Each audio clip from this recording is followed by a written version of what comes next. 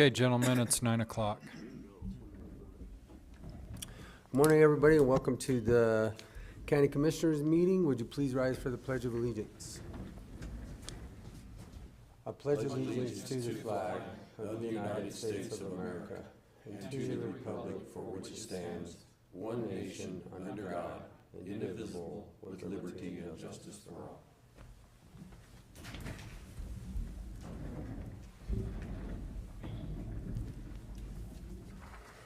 Okay, first thing on our agenda, gentlemen, are our minutes. Do you have any additions, corrections? I have none.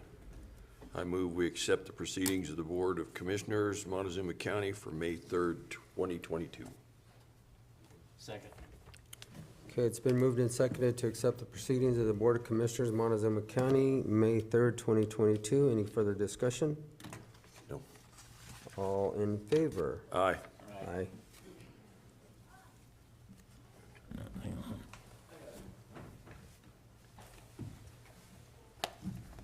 Okay, next up we have planning. Please. Check the water and the deal back there. Would you?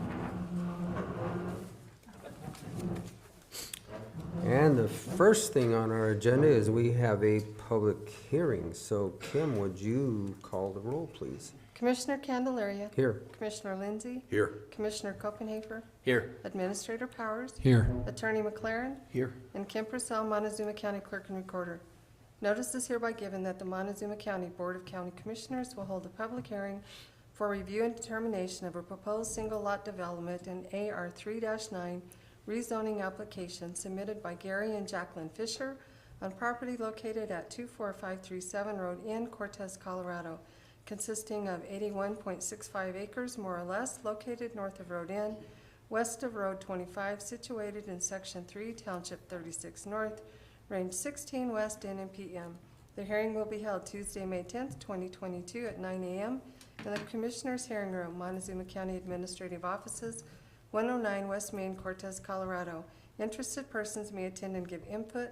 Information may be obtained from the Planning Office online services at https://co.smartgovcommunity.com public home. You may also contact the Planning Department at 970-5652-801 with questions. Dated this 21st day of April 2022, Kim Purcell, Clerk, Board of County Commissioners, Montezuma County, Colorado. Published in the Journal on Wednesday, April 27th, 2022. Okay, thank you, Kim.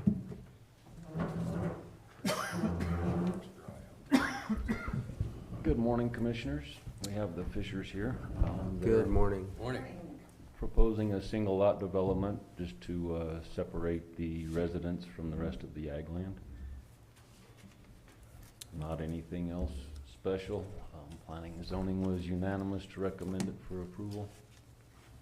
All utilities, everything, driveway, all exists, so it's just their residents to be separated off from the rest of the property. Right. Do you have anything else you'd like to add? No, we're not changing the use of anything. It's been that way for probably 30 years, so Okay, that's all. Main thing is we don't want to be landlords anymore. gotcha, understand. Okay, well then I'll bring it back to the commissioners before I open it up for public comment. Do you guys have anything at this No, point this is in time? pretty simple and straightforward again, so. Okay. Commissioner Copenhaver? No? Okay. No, I don't have anything. It doesn't seem like it's. All right, well then we'll open up this application for public comment. Anybody wishing to speak for or against this application, please come forward to the podium. State your name and address for the record, and you may address the board.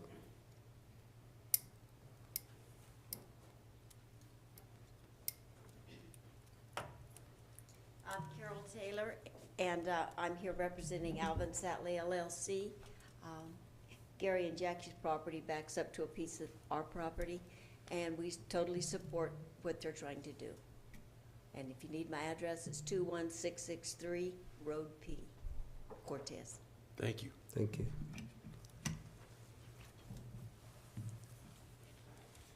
Anyone else? Okay, seeing none, I'll go ahead and close the public comment section of this application, and I will then bring it back to the commissioners. Gentlemen, do you have any questions for the applicants or? I do planning and not. zoning? I don't have anything. Okay. Property thinking. I would move we approve the proposed single lot development and AR 3 through 9 rezoning application submitted by Gary and Jaclyn Fisher on property located at 24537 Road N, Cortez. Second. Okay, it's been moved and seconded to accept the proposed single lot development and AR 3 through 9 rezoning applications submitted by Gary and Jaclyn Fisher on property located at 24537 Road N, Cortez, Colorado, consisting of 81.65 acres, more or less, located north of Road N and west of Road 25. All those in favor? Aye. Aye. Aye. Okay, and I will close this public hearing. Thank you very much. Thank you, folks.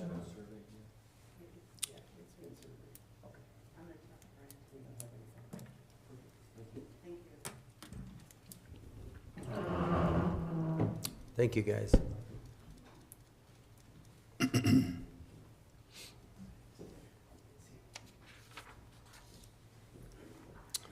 All right, well, it's 9:06. Anything else do you have for us prior to 9:10? We have the exemption resolution from last week to be signed. Okay? Okay.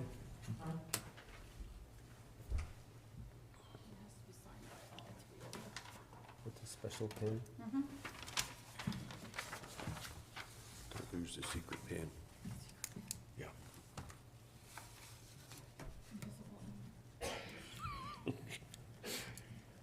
That would not be good.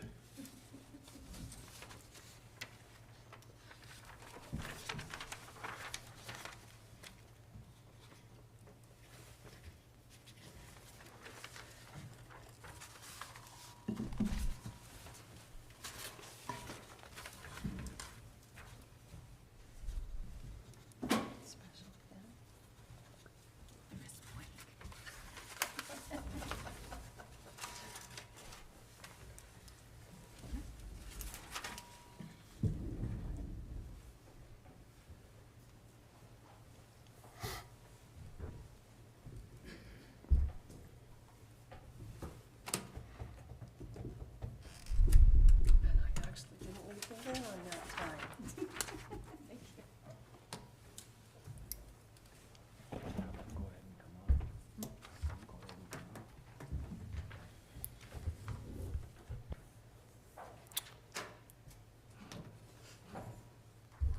We got a couple minutes by my digital clock up here on the,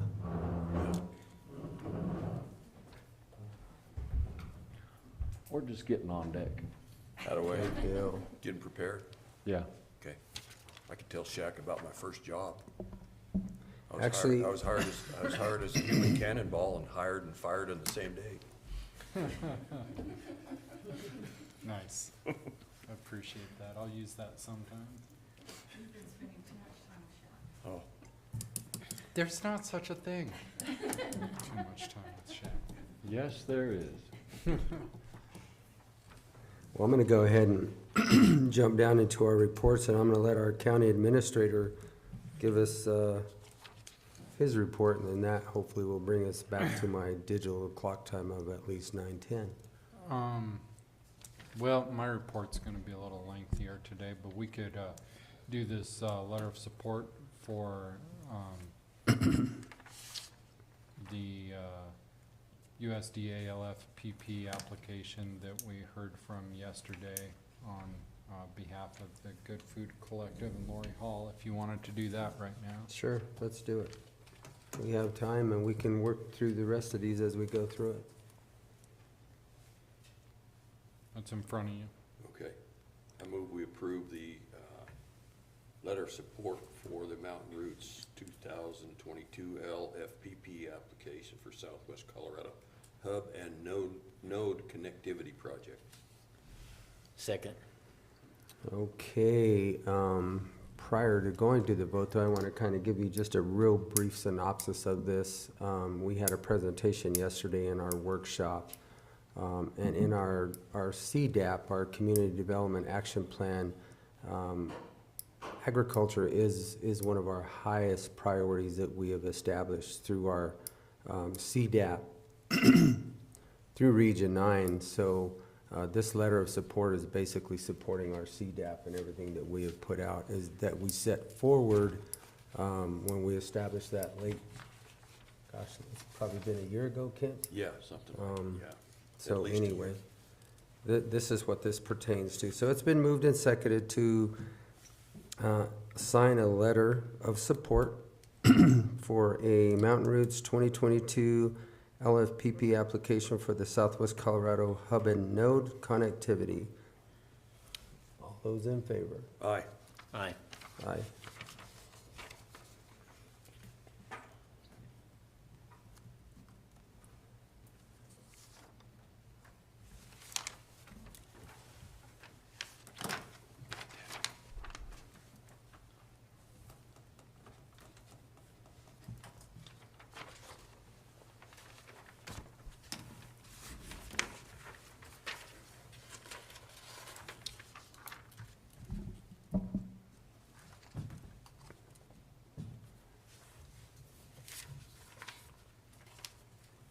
Okay, and now we are at 9:11, so we can move to the 9:10 hearing, and we have another public hearing. Kim, would you call the roll, please? Commissioner Candelaria. Here. Commissioner Lindsey. Here. Commissioner Copenhaver. Here. Administrator Powers. Here. Attorney McLaren. Here. Kim Purcell, Montezuma County Clerk and Recorder.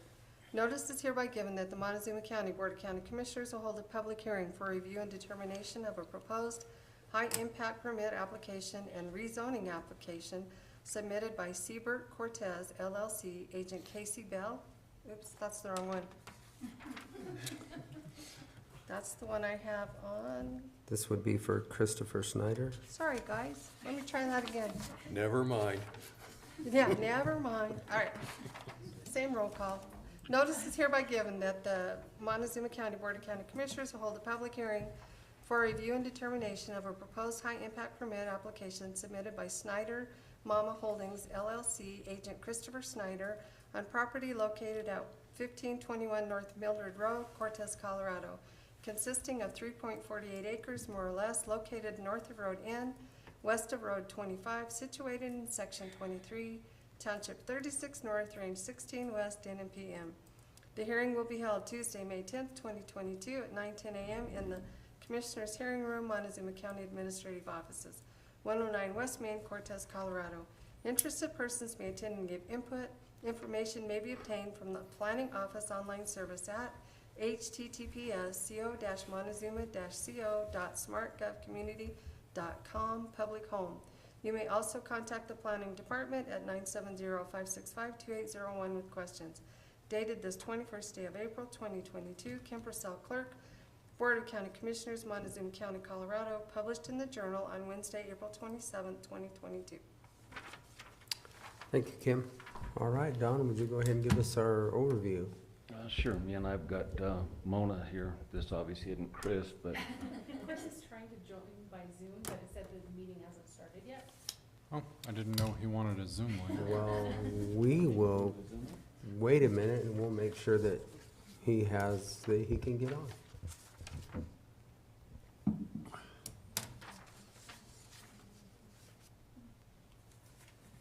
me change the camera view.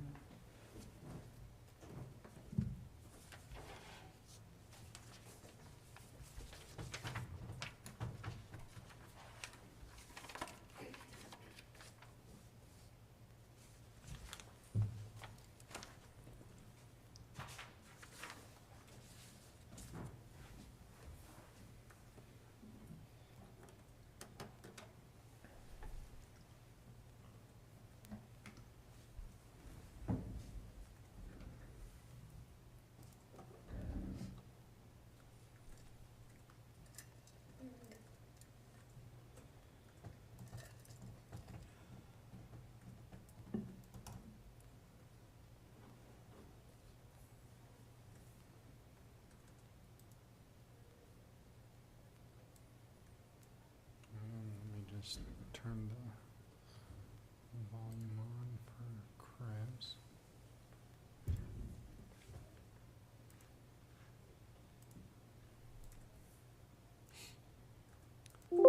Chris, can you hear us?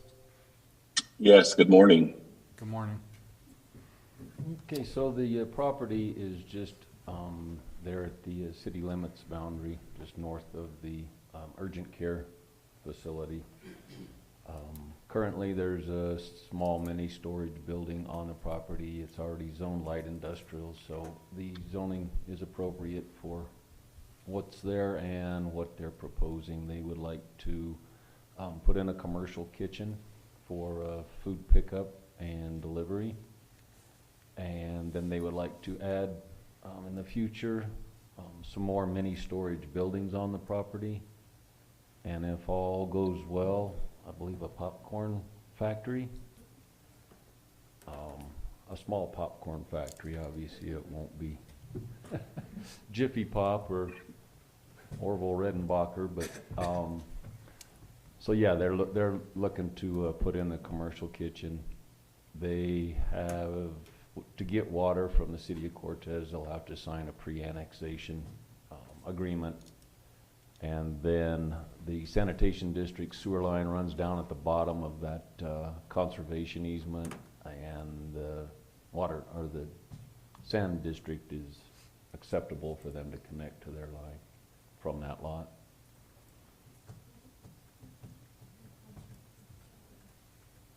There's another map, Jack, that shows kind of the site, proposed site layout.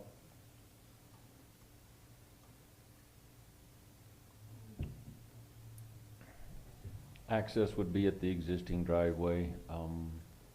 The city planning and zoning reviewed it, and they require that pre-annexation agreement, which is currently only attached to getting city water. There's been discussions on what they do if you don't want water, but that's on their end of the deal. Development of that driveway will be expanded to the north for a wider entrance. They'll get a driveway permit. If one doesn't exist, they'll get a new one that expands that entrance. They will have an oval turnaround for truck delivery, and that also would be compliance with the fire protection district requirements versus a cul-de-sac. They'll have a circular drive for access in and out. Yeah, that was the only comments that I had read, that their concern was just either a hammerhead or something like that. Yeah. So that's, Yeah, with deliveries, food truck deliveries, and just the public picking up dinners and whatnot, it'll be a lot more efficient to have that circular drive and access to the storage unit. right. Planning and zoning was unanimous, recommending it for approval. Okay, so it meets everything with P&Z. Okay, anything else? Would you like to offer anything? You don't have to. I'm just giving you the opportunity if you would like to. Okay. And they would, with the commercial kitchen, obviously have to meet the health department requirements and regulations, but that's,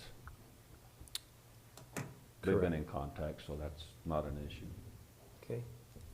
All right, commissioners, any questions before we open it up to public comment? No. Okay. Have you been involved with the commercial kitchen already? Yes. So right, I'm Mona. You're fine. So right now it's, I have pickup in my brother's, Chris, his garage, and so it's a licensed facility.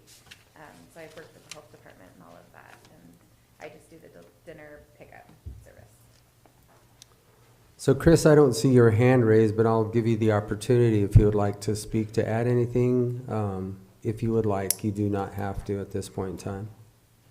No worries. I think the only thing I had failed to clarify a little better was the popcorn manufacturing.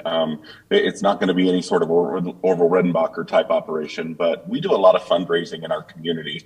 Different organizations do a lot of fundraising in our community.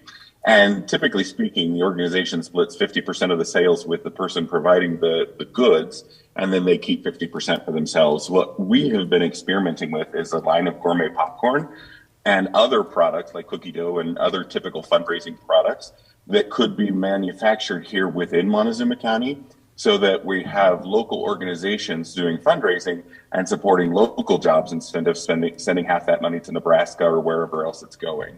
And so the goal, you know, we've been refining the product, and we feel like we have something that's really, really worthy of really great things. The goal would be to do something like that, so we're benefiting both jobs and local organizations. Okay, thank you. All right. Well, at this point, I will open this up for public comment. Anybody wishing to speak for or against this application, please come forward to the podium. State your name and address for the record, and you may address the board.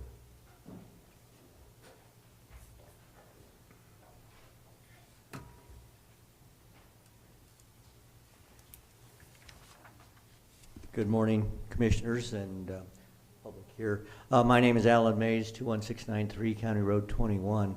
I'm not offering any opposition. It seems fine. My question, I heard the mentioned term conservation easement. Is that green area? Where is is that it? Yeah. Okay, I couldn't see that from where I was sitting, so I was just a curiosity, making sure. So, all right, thank you so much.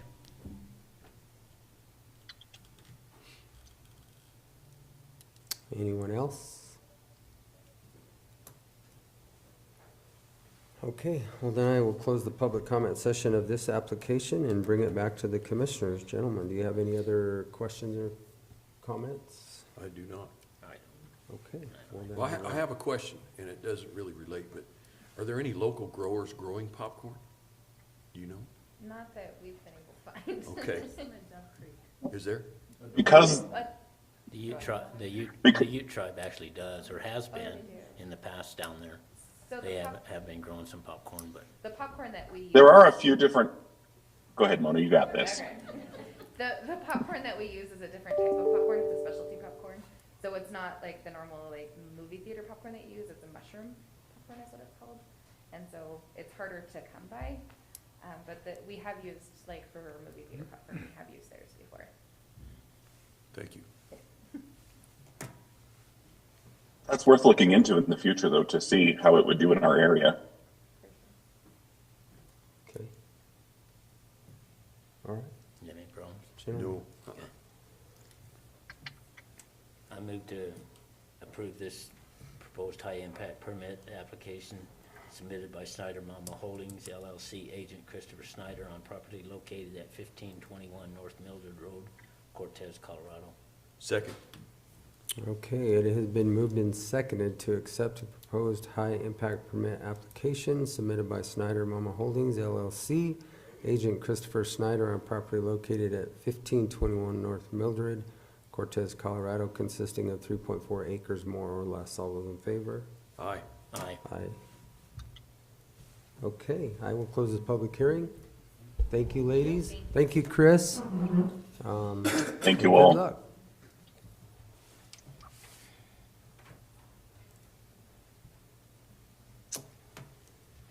Okay, We're there. my clock on the wall says 9:20, so, all right, we have another public hearing, and we are at the 9:20, so Kim, would you call the roll, please? This is the last one, so I know it's correct. Commissioner Candelaria. Here. Commissioner Lindsey. Here. Commissioner Copenhaver. Here. Administrator Powers. Here. Attorney McLaren. Here. Kim Purcell, Montezuma County Clerk and Recorder.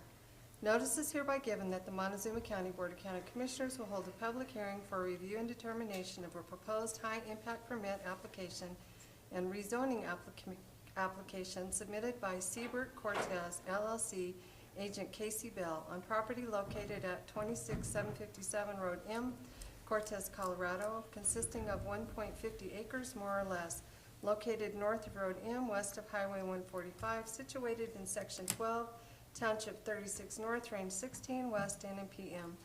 The hearing will be held Tuesday, May 10th, 2022 at 9:20 a.m. in the Commissioners' Hearing Room, Montezuma County Administrative Offices, 109 West Main, Cortez, Colorado. Interested persons may attend and give input. Information may be obtained from the Planning Office online services at https://montezuma-co.smartgovcommunity.com, public home. You may also contact the Planning Department at 970-565-2801 with questions. Dated this 21st day of April, 2022. Kim Purcell, Clerk, Board of County Commissioners, Montezuma County, Colorado. Published in the Journal on Wednesday, April 27th, 2022. All right, thank you, Kim. Do we have the applicants? Yeah. Casey Bell is here. And his wife.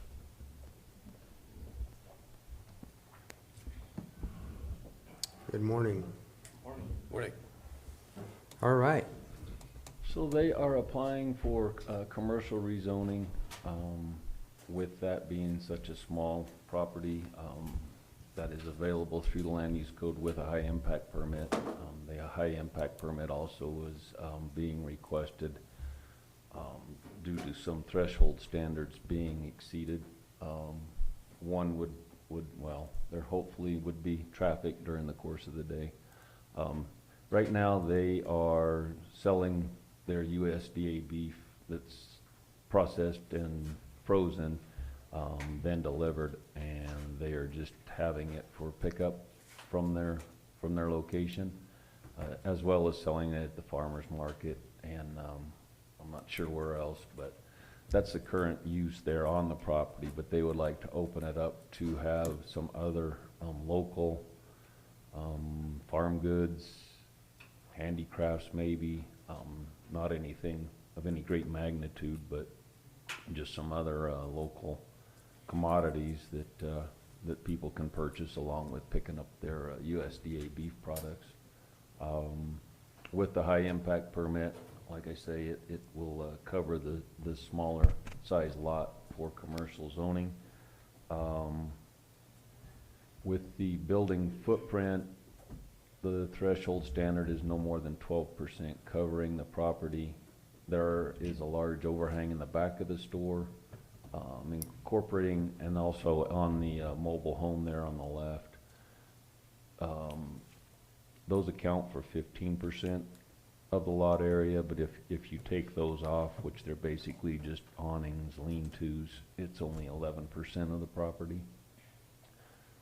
So the high impact permit covers that. And the building setback on the north, it's 47 feet roughly from the property line to the awning. It's actually 65 feet to the back wall of the building. So I'm not sure what 50 feet goes to there. That's the required setback from commercial property to residential property. Same thing on the east, from the fence line to the overhang on the building's 47 feet. The property line's just east of the current fence line and hedge there, or bushes or sagebrush.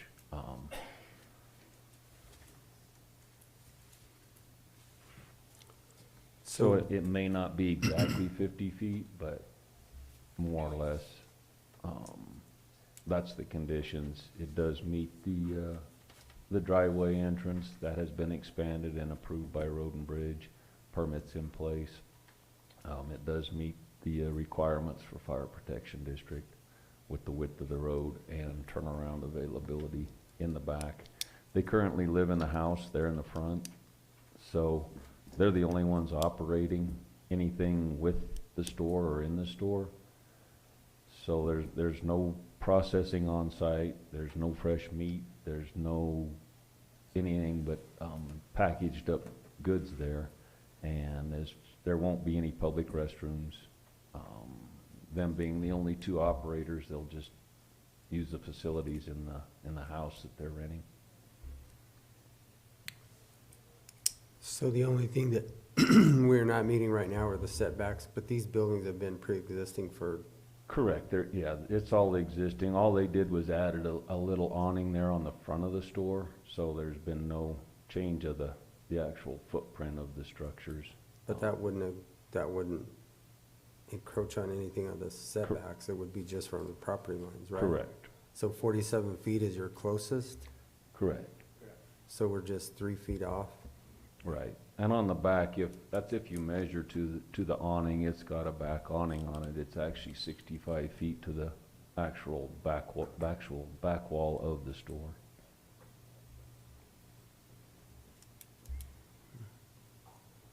And there is one condition from planning and zoning that, well, and from Casey and the operation, if everything goes well and it starts attracting more and more traffic and more customers, then they will be looking to move.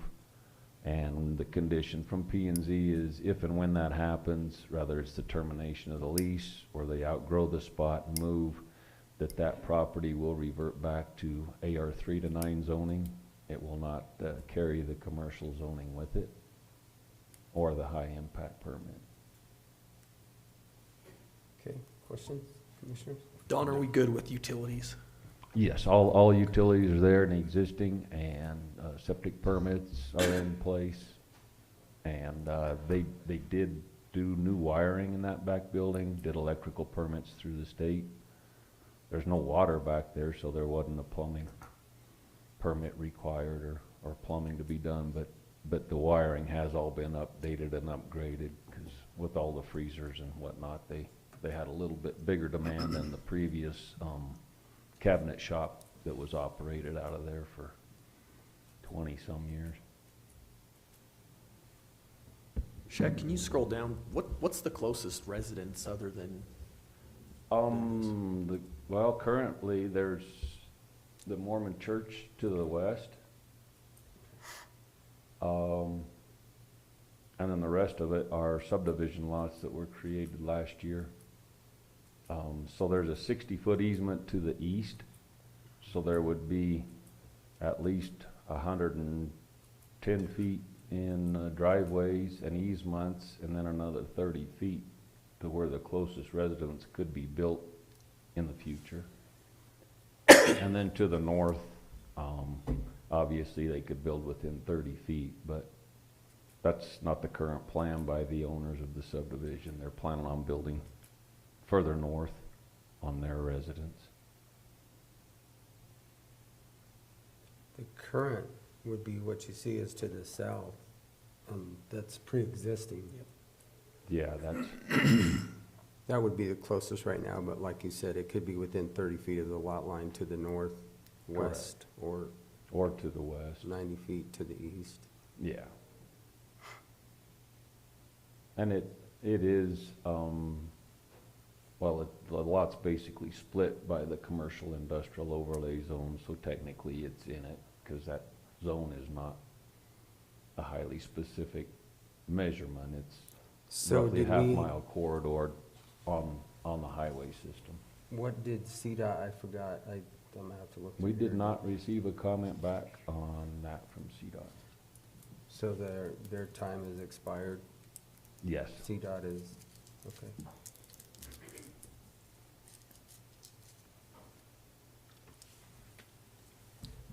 Any other questions? Sounds good. Not at this time. Okay. Do you guys have any sense of what kind of traffic you're gonna get from the business? I mean, I know it's tough when you're starting a new business, but Yeah. obviously you're out in the community and you hear things and. Yeah, so we've been selling the meat for about a year at the farmers markets and everything like that, so we predict around 10 cars a day, on good days, 10 to 15, so it's gonna be right there. Not a lot, you know, we're not trying to put in a Walmart or anything like that, Yeah. so like we say, if we have the opportunity to rent space in town, that's gonna be our optimal location anyway, but right now, getting started, this could work really well for us, so. And other agricultural entrepreneurs in the area too, so. Great, thanks. Okay, well then, at this point in time, I'll open this application up for public comment. Anybody wishing to address the board, please come forward to the podium. State your name and address for the record, and you may address the board at this time.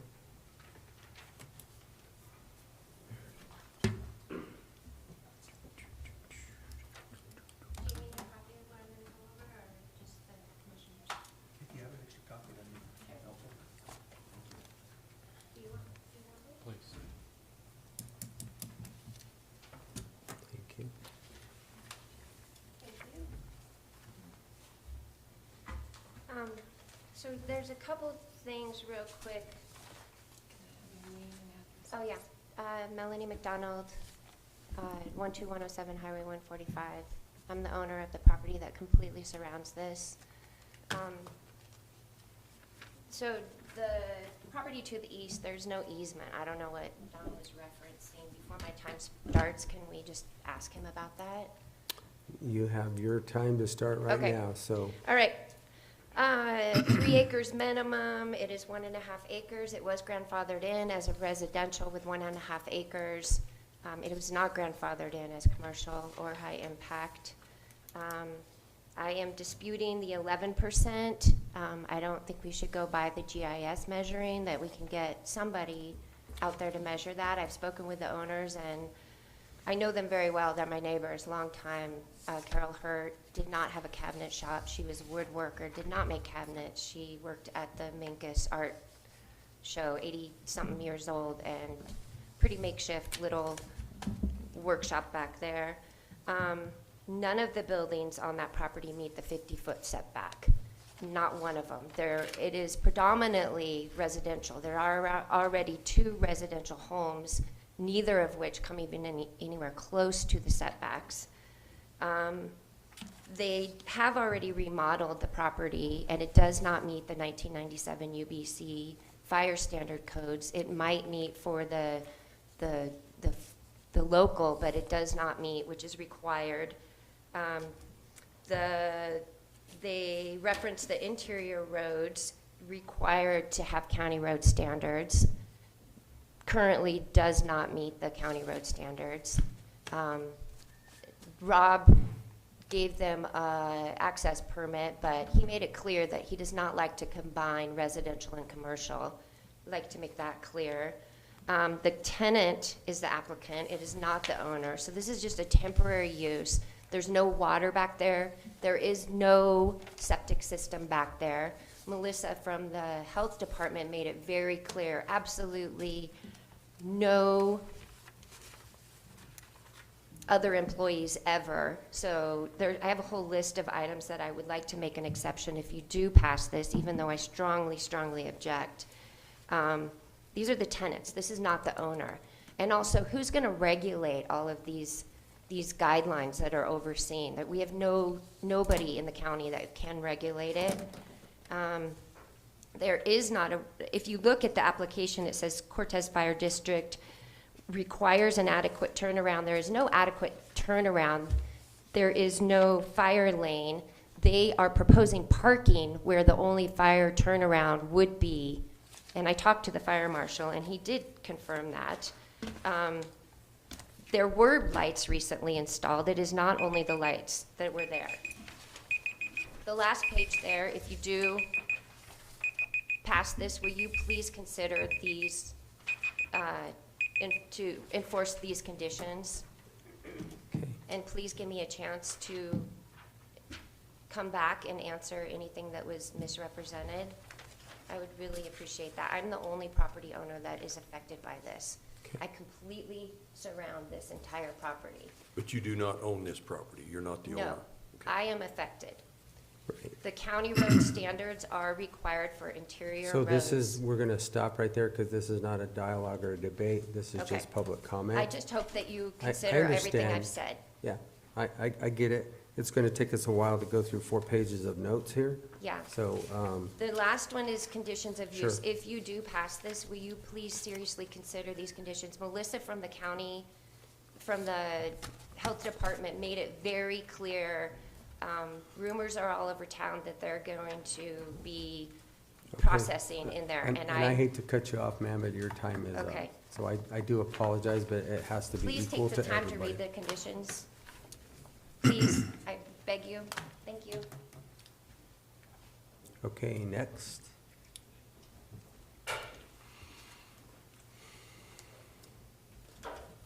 Again, just a reminder, this is public comment. This is not public dialogue. So we will take your comments and take things into consideration. Okay. Good morning, everybody. My name is Rich McDonald. My wife Melanie and I own the property surrounding it. My address is 12107 Highway 145. everything surrounding the subject property is ag or ag res.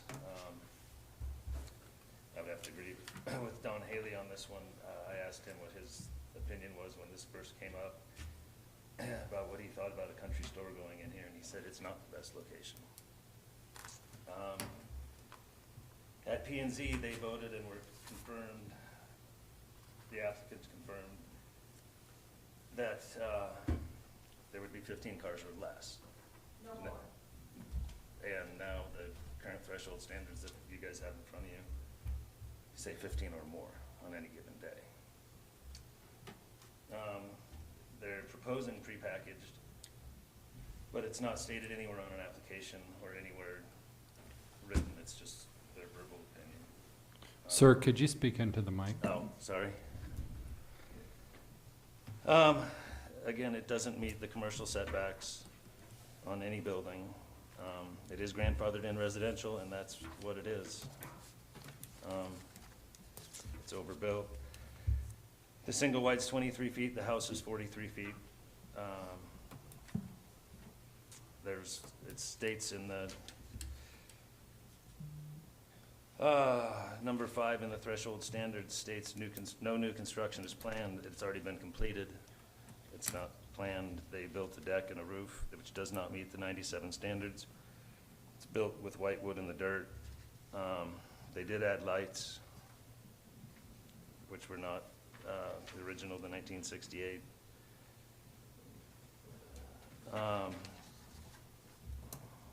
The minimum noise, it says they're number 25 in the threshold standards. Due to sparse visitation from the customers, there should not be any adverse noise impacts. I guess I'm a little unclear what sparse visitation versus 15 or more cars means. Gravel, as most of us know here, we all live in the county. Gravel is not a dust-proof surface or a weather-proof surface. If it gets muddy, it's just not, in my opinion. It's unclear to me in the application, locally produced agricultural items grown. Does that mean veggies? Pre-pack, does that mean everything that is going to be in that store is going to be in a sealed package when it arrives on site and not to be unpackaged? The current driveway access has been there since 1968, but that was the paved driveway, not the improved driveway. Okay, thank you. Thank you. I do support local business. I just don't know this is the right place for it. Okay, next.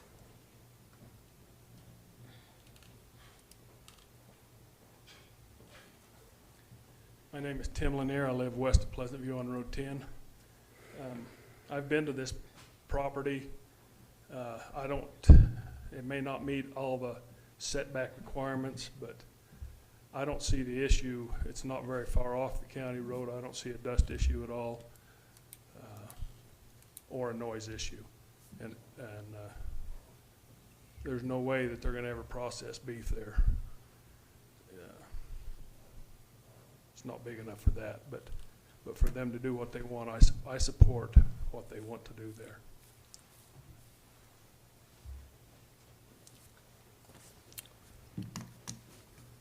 Next.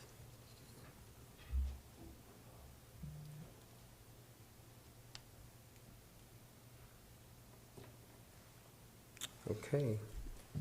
Seeing none, I'll go ahead and close the public comment section of this application, and I will bring it back to the commissioners, gentlemen. I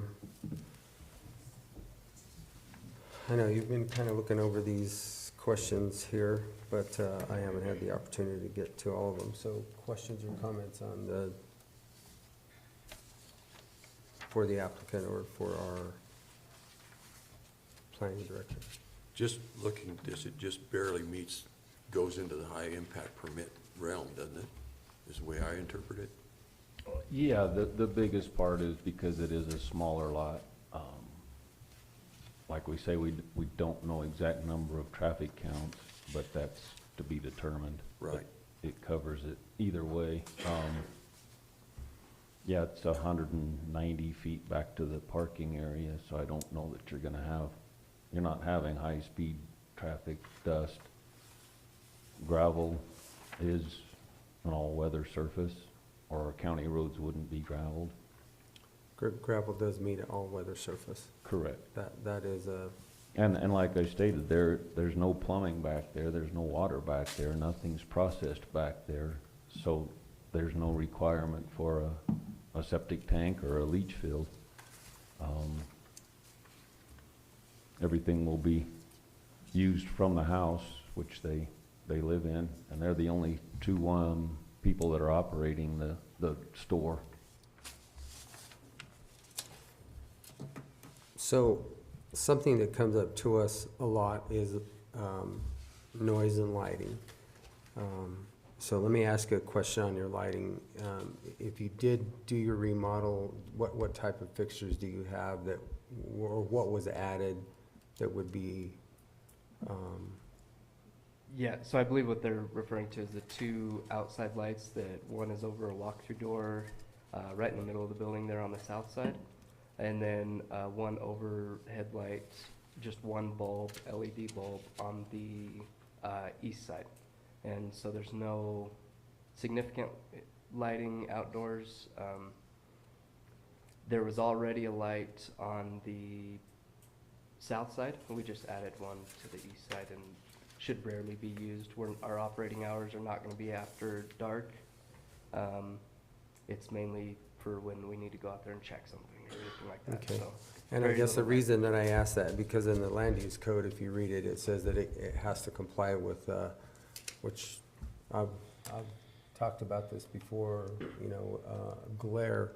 Glare is, you can see a light for miles. I mean, nothing travels faster than the speed of light, but just so that it's not a big yard light and it's not an LED yard light, and it mostly focuses downward to light a specific area within like a 30-foot radius, I think is what it says in there, but it's nothing more, no, just an exterior. yeah, these are just household bulbs, and they're gonna actually be under the overhang, so they'll even reduce the light glare even more, so it'll shine directly down.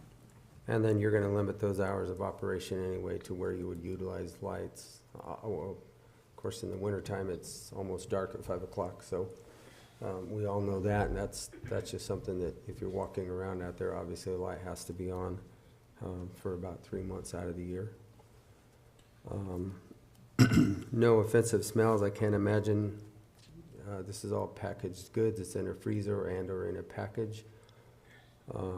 No trash burning, that's against the county ordinance anyway, so I can't imagine anybody doing that anyway.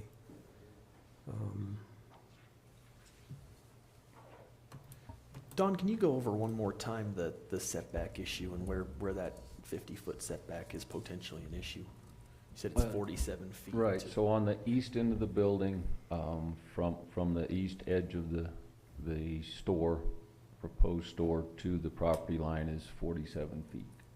Was So that right, the overhang or the wall? right where the parking is showing, it's 47 feet from there, The 3 spaces there. the 3 yeah. spaces. So that's 47 feet as opposed to 50 feet from commercial to residential. And then on the north, from the awning that's on the back of the store is 47 feet. The back wall to the property line is 65. And on the east side there, it's the wall from the wall is 47 feet?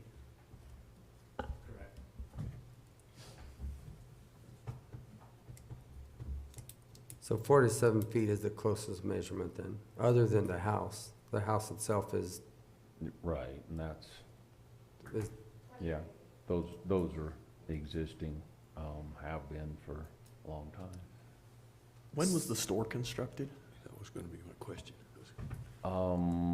If I remember right, it was there before the land use code.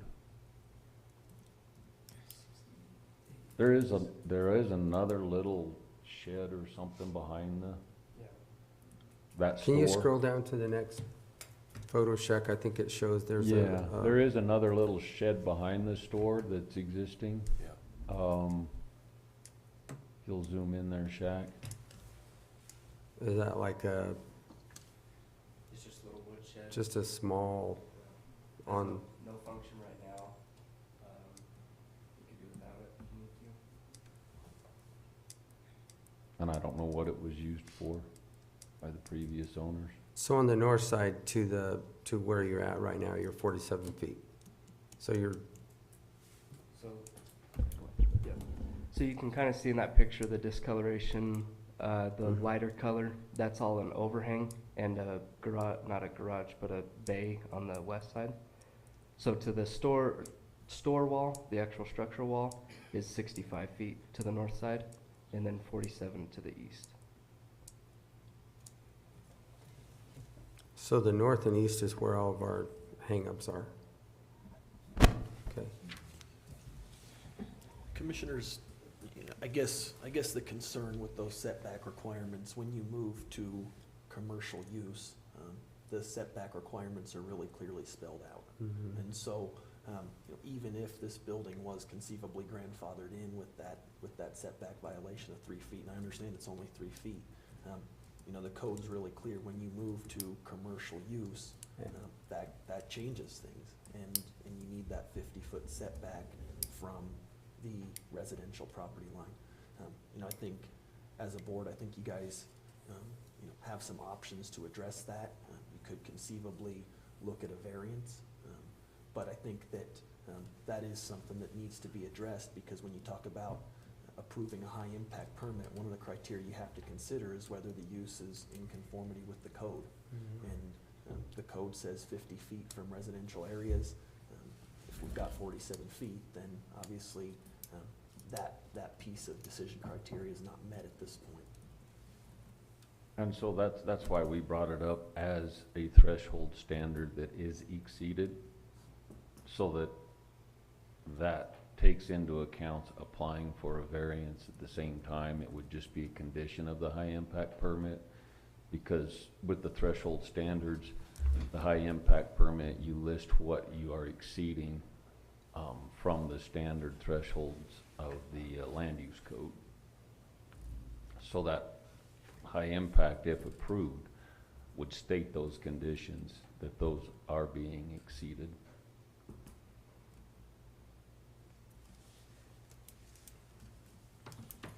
And that's why the zoning and the high impact are being run concurrently, because you can't really do one without the other. You gotta do a package deal pretty much to look at the totality of it.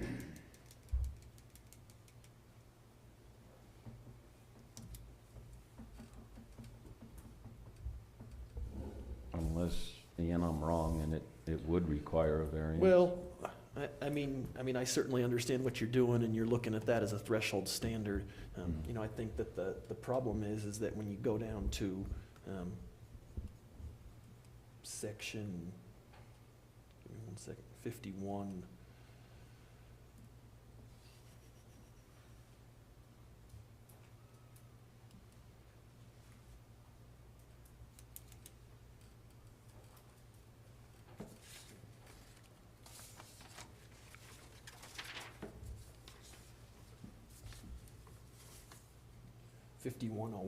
.6, that section specifically talks about the 50-foot setback from residential. So it's kind of beyond a threshold standard here. It's actually written into the code that this is what's required for these commercial properties. You know, my recommendation, commissioners, would be if you do want to move forward with this, I think that a variance would be the cleanest, best way, since you do have that 50-foot setback requirement specifically spelled out. So then the variance would have to be prior to this application, or? Well, I think concurrent? Would we continue this and make it concurrent with the? There's a couple things you can do. Application? You can approve this and then make it contingent on a variance being adopted or accepted. That would be one way to do it. The other way to do it would be to continue this application, public notice for the variance, and then consider that at that point too. Because there's no way to meet, I mean, that, I guess, east end of the property is at 47 feet right now. And that's the existing structure. What was added to the north, gosh, I wish you'd have cut 3 feet off of that thing. Would have made it really easy knowing what the setbacks are.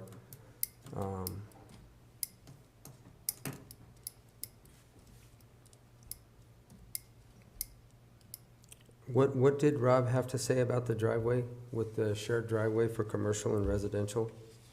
He signed off and approved the driveway permit. Okay, so that has been done? Correct. Yeah, I didn't So have any then, more discussion from him. And then just to clarify, the public comment indicated there were issues maybe with water and septic, but that's not an issue, right? There's no water, so there's no, Yep. yeah, no right, no it'll be, septic. it's more or less a storage dry goods facility. I mean, obviously freezers, but those have their own pans, is what I'm assuming, for anything that would be condensation or a drain anyway.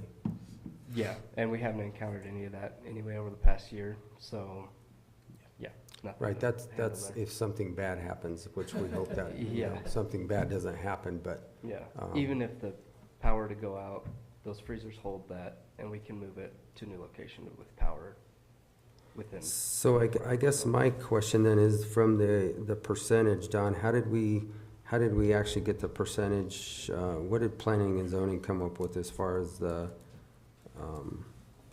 you said 11%? Oh, the actual structures. Yeah, that's from the GIS imagery. We didn't go out and then the question comes, do you measure the walls? Do you measure the roofs? Typically, it's walls. The roof always has an overhang, and if you go by any applicable codes, you measure the structure from the exterior walls. So on the So the north. roof doesn't matter. Right, so that's basically covering the overhangs as well. On the north, like I say, there's an awning back there, so if you So don't we'd go to count the that, main supports.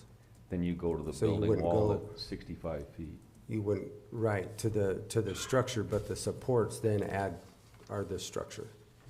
So if you have a 2-foot overhang, you're only 1 Right. foot short. Okay. Does that make sense?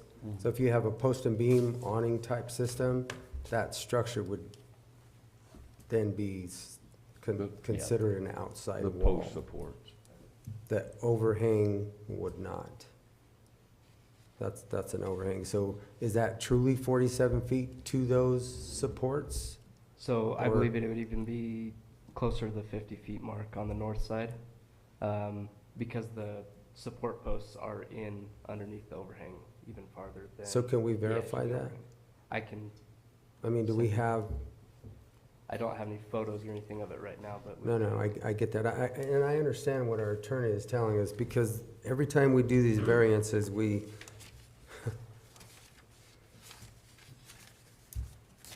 anyway, so that would be simple enough to verify, but to the east, it's not gonna change. Correct. That is what it is. It's the 47 feet. Was that measured to the fence line or the actual survey line? Do you know? The survey line, to the best of my ability, we went from pin to pin, north to south, and then, so I measured from the fence to the pin on the south side, same thing on the north side, and then went from there, an average across the fence there, because the fence is actually on our side of the property. The fence line doesn't exactly match up on a property Correct, line. no, and that's, a lot of times they don't. So if the Yeah. property pins are a foot to the east, Yeah. then, I mean, there's, So can I ask, what the 50-foot,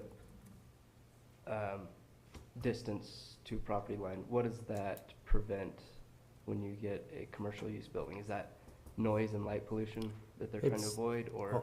a lot of it is noise, some of it's light. I mean, there's all different factors there, because commercial use, obviously with the residential use, you're not gonna have 12 or 15 road counts per day. I mean, unless you have a lot of people in your house, like, Right. where this is different, you are gonna increase the traffic count, which is understandable, and understand what you're trying to do, so, Yeah. with the commercial use, so the way this is set up, there could be a potential residential use to the east, to the north, or to the west. Now, they don't wanna be closer than 30 feet anyway because of the land use code, you know, but somewhere in that piece of property, they're gonna try and build, so they don't wanna have a commercial application in a residential area to where it disrupts their life. Obviously, it's gonna disrupt your life more than anybody's because you're right on the same road. So that's just the way the code is developed and written. Right.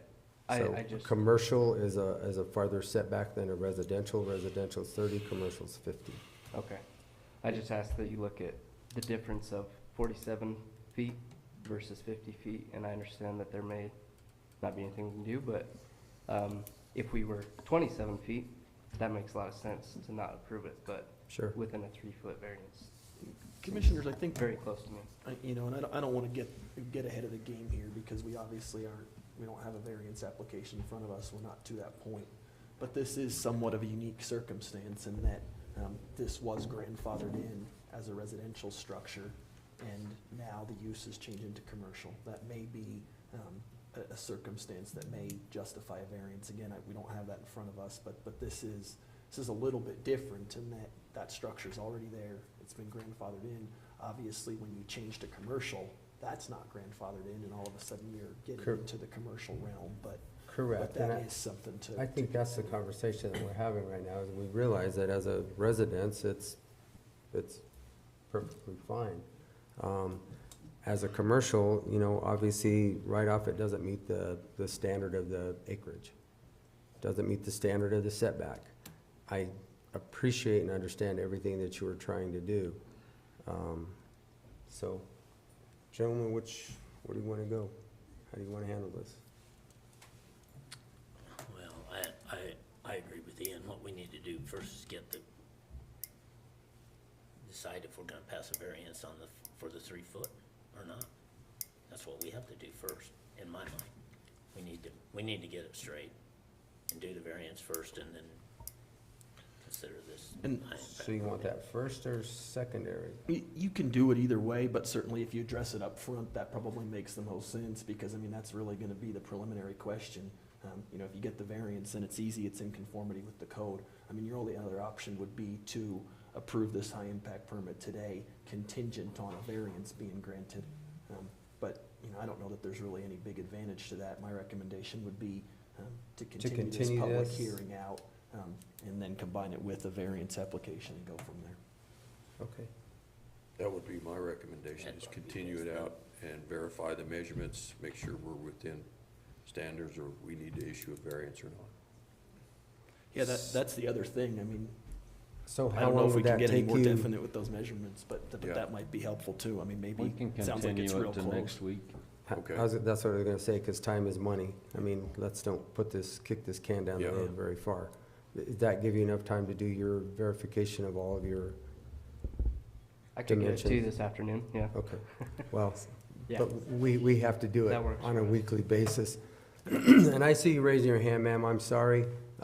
We can only give you public comment, so this is now a conversation between us and the applicant.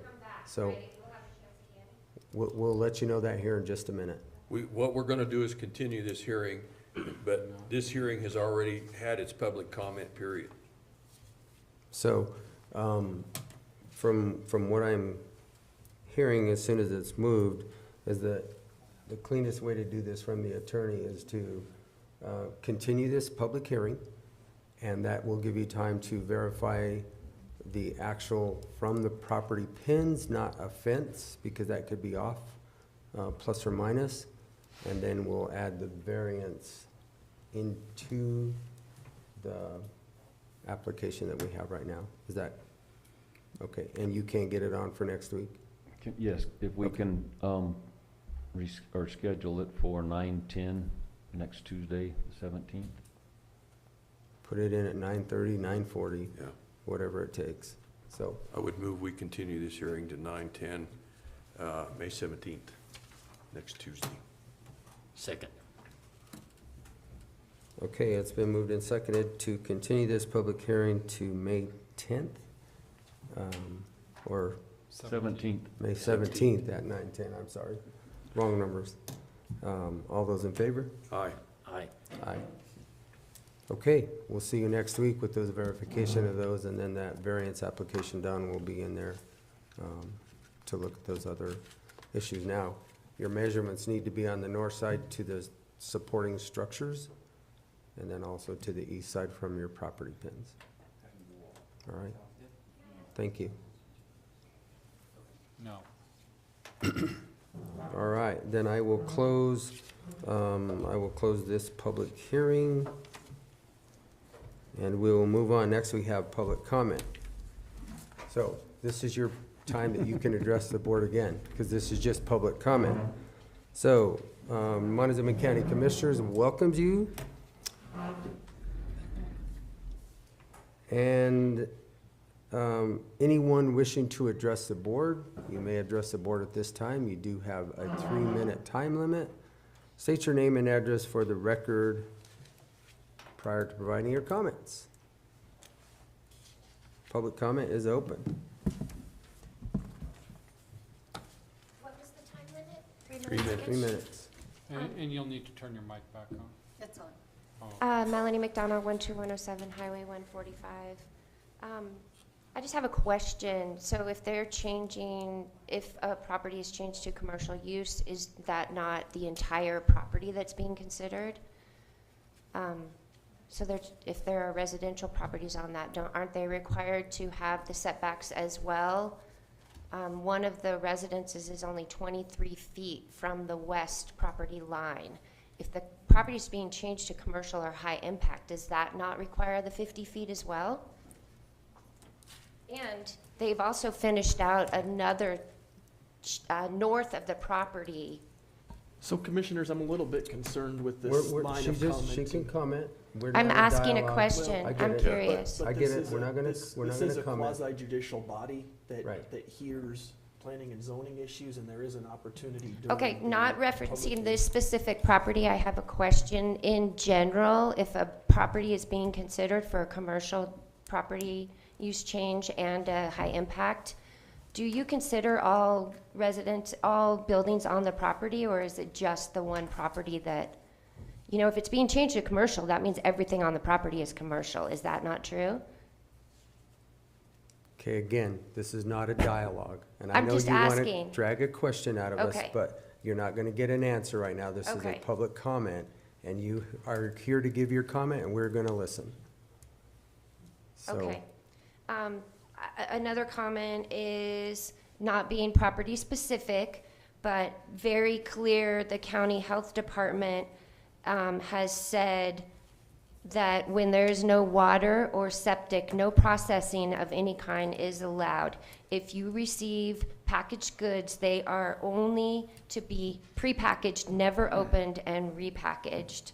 No other employees will ever be allowed to use it, only the residences that are renting the property. I guess those are my comments. Thank Okay. you for listening to me. all right, thank you. All right, next, this is public comment. Again, this is not a dialogue for everybody out there. This is for you to comment, for us to listen. We will not answer questions, and we do not have to engage in this. So, My name is Tim Lanier. I live west of Pleasant View on Road 10. I just wanted to bring up that May is National Foster Care Month, and since the foster care program falls under the auspices of the county, and I know that the foster care program has a great need of more foster parents for these children, I just wanted to bring up and make it public, make everybody aware that this is Foster Care Month. I was made aware of that.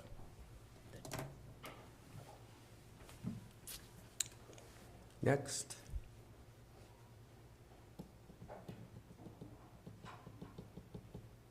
Okay, seeing no other public comment, we're going to close the public comment session of this meeting, and we're going to move on. Next, we have a special events liquor license for the county fair. Ms. Frizzell.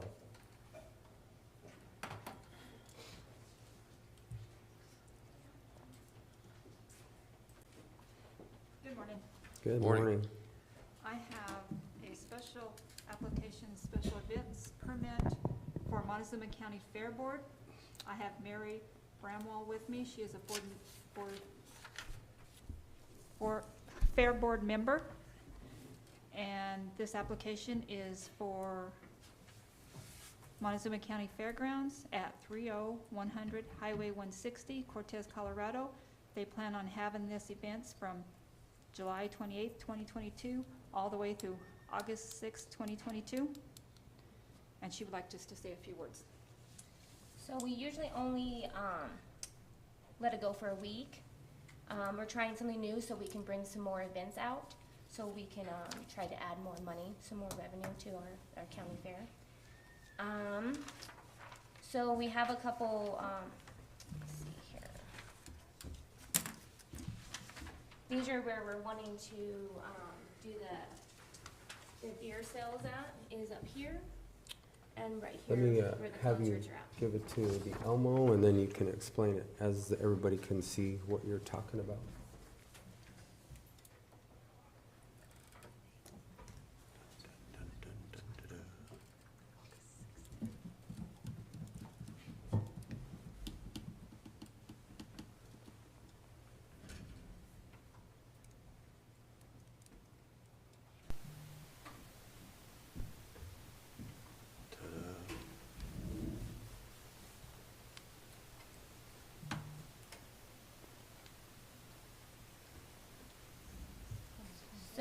So this would be only on Saturday for the day of the sale. We're trying something new, trying to help, get the buyers to stay, maybe drink a beer with their good friend or something. Assuming as last year, it seemed like everyone was in a hurry just to buy the animal and just leave. We had a lot of people, I feel like a lot of our buyers didn't enjoy sitting down and having a dinner, so maybe this way it would keep them to be able to visit with other people. So that would only be on Saturday up there, or any other event that we would have it up there. But a lot of times it's more kid events up there. So having adults at sale day, it would be an awesome way to be able to present some of our buyers, if they wanted to have a beer, they could have a beer. and So be able Mary, to relax. this year you're asking to not just do alcohol sales during the concert, It will be through the concert but then also and through the the special fair? events, yes, Okay, so you're asking to have it sold the whole week? yes, through the whole week. So it's in 2 different It would be 10 locations then, days. I'm sorry? right? The concert's held down below in the Yes, lower and so facility? if you scroll down, And that's all in the fenced area is what Yes. we've approved prior. Mhm. It's all been in a Yes. fenced containment. yes, and So- we would actually build a barrier where we have it up at at the main event barn. So we would have it to where it was barricaded off and stuff. Up at the main barn, I At the would main barn. recommend that you shrink it down so that that lane that goes to the doors remains open Yes, for access. yes, exactly. And the only reason why I made it so big is because they said where we can be able to move it, any section in there, Yeah, so we can let them know. And the same thing down at the outdoor arena, it would be the same way. Last year, they only had it on the one spot, south of the outdoor arena. So this way, if we had a bigger area, just in case something would come up, we could still move it to the other area like the rodeo does. So where it's kind of more private in that area. To So the north everyone can side. enjoy the concert. And then there's actually supposed to be building a fence where we can actually open it to the outdoor arena, from the beer tent to the outdoor arena. okay. So people can go back and forth The that way. other problem I see, I don't know if you want to call this a problem, but that space there for handicap parking, And that's just, we just made like a scenario, that's not Okay. where it's going to be, just this area where we can kind of move things around if we needed to. So everything would stay the same, like the handicap, it would stay, no one would be there, for sure. Most likely it's going to be on the south side of the barn, right there on that side. And we're not talking like a huge space, just Right. kind of like how they do when they do the concert and stuff, so. But they wanted me to draw a big enough space on there, just in case we had to move it a little bit, so for the beer license, to show where we're gonna have it at. in that area.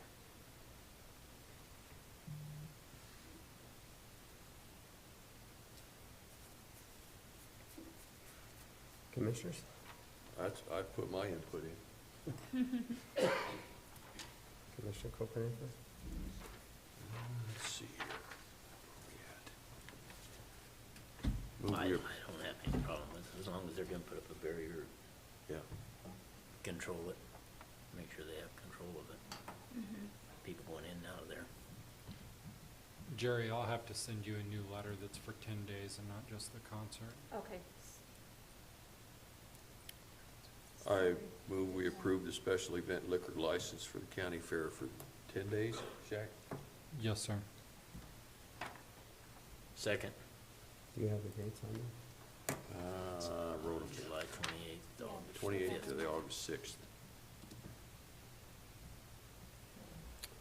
All right, so it's been moved and seconded to accept an application for a special events permit located at the Montezuma County Fairgrounds for the Fair Board for the dates of July 28th through August 6th.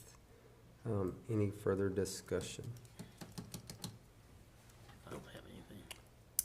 You know, the only thing that I have to say is, you know, we've approved this for 3 years, and the first 2 years, we took a lot of comments that were negative because of it. I still feel that people have to be responsible for their own actions, Exactly. and personal responsibility goes a long way. However, it doesn't limit us from the liability that we do hold out there. So just, I think, make sure that you watch it and can contain it as much as you can, and that's it. Okay, all those in favor? Aye. Aye. Aye.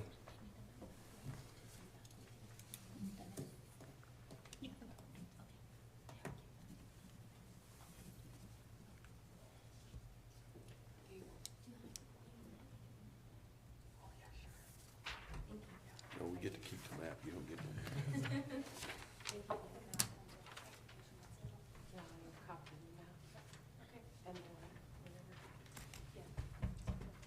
Okay, thank you.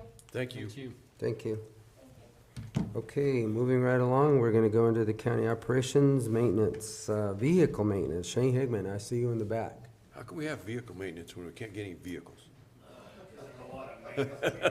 Because we can't get any new vehicles, the ones we got gotta be maintained. I thought I'd give you that one. Need lots of maintenance and no mechanics. Yeah. Man, I think the employee thing is getting worse rather than better. All right. We did get those, the new detective pickups are actually in Denver now that we approved, what was that, a month ago or so? So we're working on getting those down here and then getting them set up in service, so that'll be, we are gonna have 2 new vehicles on the ground. The other is, I sent out, mileages for last May to this May to all the heads of all the departments so they can visually see. I sent them out whether they had 5,000 miles or less. I just sent them out for their vehicles, period, just so they kind of knew what I was talking about on their usage of their vehicles. So, That doesn't mean go jump in the car and drive it around. no. And that's, we have actually got 2 meetings set up the rest of this week to discuss getting rid of some vehicles, downsizing a little bit, trying to make those work a little more efficiently. So we're moving forward on that. I need to try to figure out a way to get 2 vehicles just at normal cost to get them on the ground and get our fleet updated a little bit for this year, since we haven't been able to do anything for 2 years. I don't know how to do it because the vehicle market is so aggressive right now that you have to, basically, you find it, you have to say, I'm gonna put a down payment and I want it. So So you being need able to- earnest money to buy a vehicle? Yeah, I need. Yeah. Yeah. I don't know how to do that. That's the stickler I'm in now is you can find them. I had one found a week ago, but it's gone within the day that it hits the lot, the work truck version of vehicle. So, I just opened ideas from you guys on how to be able to move quickly on those and be able to say, yeah, we'll take it. I mean, they're all in the same range. I mean, we've been looking at, what I'm looking at is buying one road department pickup and possibly a new pickup for maintenance. Then taking the landfill, the truck from maintenance that is a 3/4 ton 4-door dually and putting a flatbed on it and sending it to the landfill. Because for maintenance purposes, that gigantic truck doesn't fit in these parking lots. It just doesn't work good for them, and I think it'll work all right for the landfill. So we're And looking then you could sell the 2 landfill vehicles. sell the 2 landfill vehicles, put a flatbed on it, we'll take care of the landfill and give maintenance something that they can use more appropriately.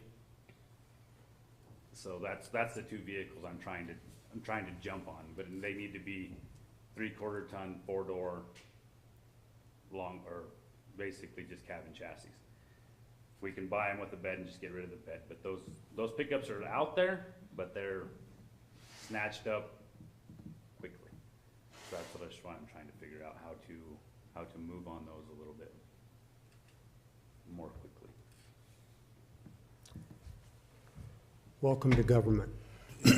Nothing moves quickly because we have to go through the process. We still have to do it. We can't just, there still has to be an approval process that we have to go through, so. So we probably end up, well, honestly, we'll probably not end up with pickups this year because of that. I mean, there is a way, there's just no way to get them. By the time, I guess if you had them found Monday afternoon, possibly, in a perfect world, I could be in here Tuesday morning, get the approval and out. You don't have to wait for an approval on Tuesdays. We can be formulated within a 24-hour period. Is that correct, Ian? Yeah, we can public notice. Yeah, we can public notice. We can have a meeting on Wednesday, Thursday, Friday, Saturday, Sunday. It does not matter. So it does not have to be Tuesday? No, absolutely not. Okay. That's what I said, welcome to government. We Yeah. can still, we function every day. We just have to do our public notices. Got it. So if you find something, say, look, I've got to have 24 hours. And that's very doable, That's 24 hours. Yeah, so we're not saying, Yeah. don't have that attitude that And we don't we have can to only come deal here. with I it. can send a Zoom link. We can and send a everybody Zoom can link, jump as on. long as it's to the public, it's still a public meeting. Perfect, that's So- what I was, that's the input I was looking for, because I thought it had to be at the commissioner meetings on Tuesday. No. That's incorrect, and I don't know why people have that's not what the statutes say. The statutes say is that we have to public notice when we're gonna be together to make decisions. Got it. And as long as that Zoom link is out there, if you wanna do it via a digital world, as long as it's out there, anybody can log in and they can be there. So, if you find something today and we need to public notice it, get it to Shaq, he'll get a hold of us, and then we'll make a meeting happen, so. Perfect, that's the answer I was looking for. I just needed a quicker way to be able to get those. And You have that's us the answer. 24/7. I'll keep that in mind. You do, trust me. You do. And that basically, and then, by the end of the month, I'll probably have to have a plan for next year on what I'm buying. That's the world we live in now. So Chevys, their purchasing goes in at the end of the month. There's only a certain allotted amount of vehicles being able to be purchased. Ford will be later in the summer, and Dodge will also be later in the summer. But absolutely nothing will be like it used to be, where we could come in here January or February and make decisions and have them by fall. That's not the way the vehicle world is working now, so we're gonna have to have plans somewhat for next year of what we're gonna purchase and have them ordered by next year. So For where do we? Enterprise? Oh, I'm sorry, go ahead. I was just asking if you need to have that to Enterprise, or For- Outside of the lease agreement. Outside of the lease agreement for the rest of the fleet.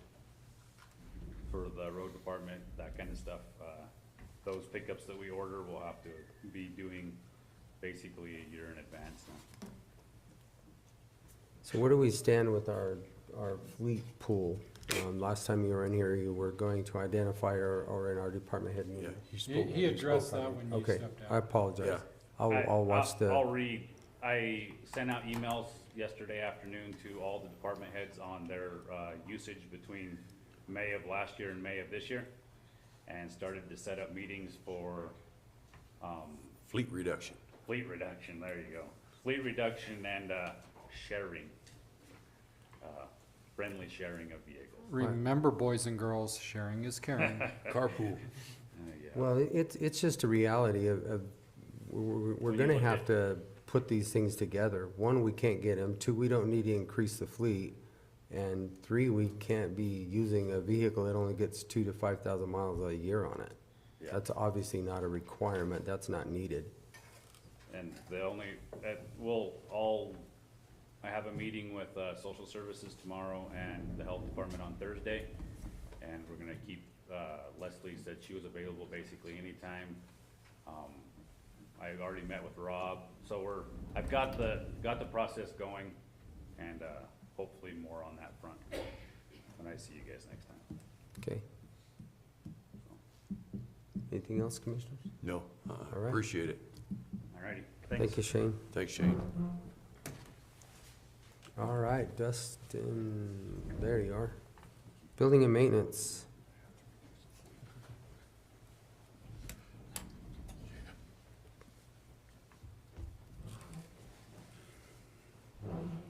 Good morning. Morning, Dustin. So, we've, did our semi-annual filter change over at the combined courts and mowed that field out front. Pull that closer to you, please. And mowed the field out front. Got all the irrigation turned on, getting ready for summer. We've got that fence installed around the generator. The meter's scheduled to be installed tomorrow morning, well, hopefully before noon. Yeah, I seen a green tag, so we're good to go. Yeah. Then we changed the 4 doors in the interview rooms in the basement here, or first floor here. Changed the swing on the doors to help during an active shooter situation. They had a drill and the doors were in the way when they were trying to escape their office. So we changed them around. And then we've got a walk-through scheduled at the Fairgrounds at Thursday at 9 a.m. for that steer washing bay. And that's about what I've got going on lately. Sounds good. So you'll be able to fire your generator this week? As long as I get that meter installed, we can fire the generator. Perfect. Good deal. Then we're operational. Jerry's The generator itself, not Yeah. the electrical Yeah. to the generator, yeah. So he said he was gonna work on it this week, so. Okay. So Hopefully, here, if he can get it to it this week, hopefully, he's wanting to shut down on the weekend, so we're not interrupting anybody to swap over to the generator to get it hooked up.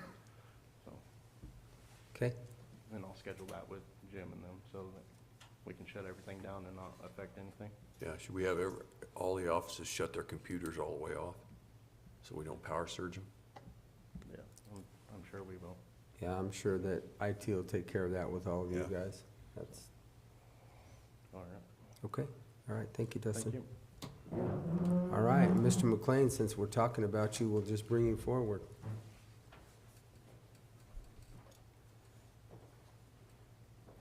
Good morning, Commissioners. Good morning. Morning. Yeah, the power did go out. It was, the generators, thank you, because this is gonna save our bacon. This is the second time, major power outage we've had.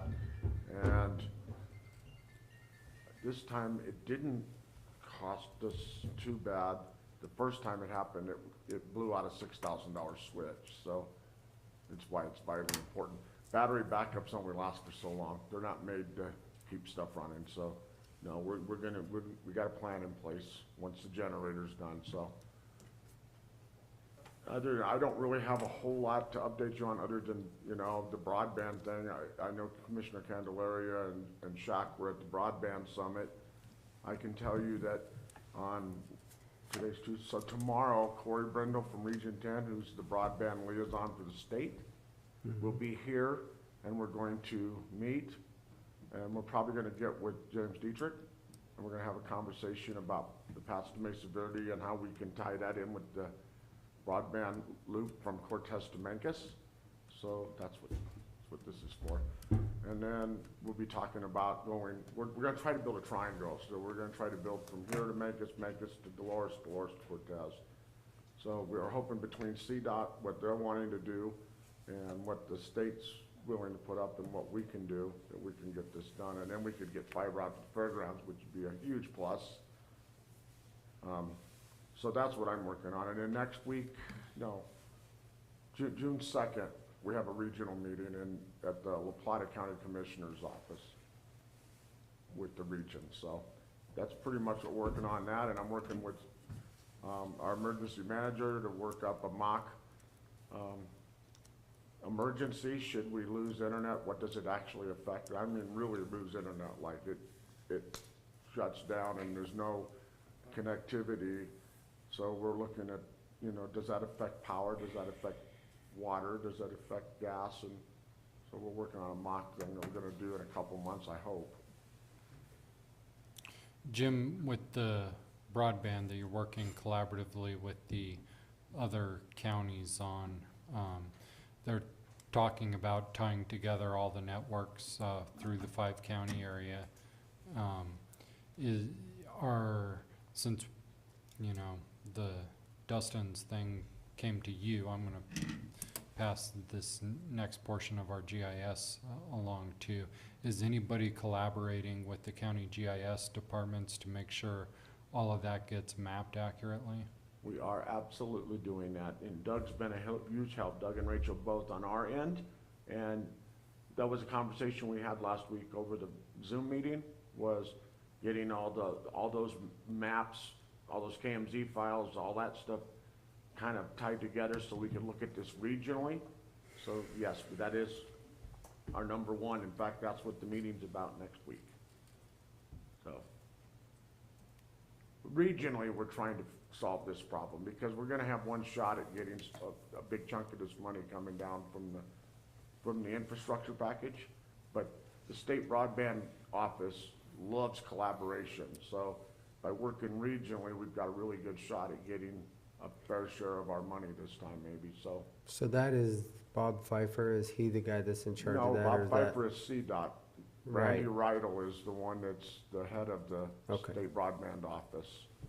So the state broadband office was formed out of the state OIT, or the Office of Information Technology, because of the need for fixing the broadband issues.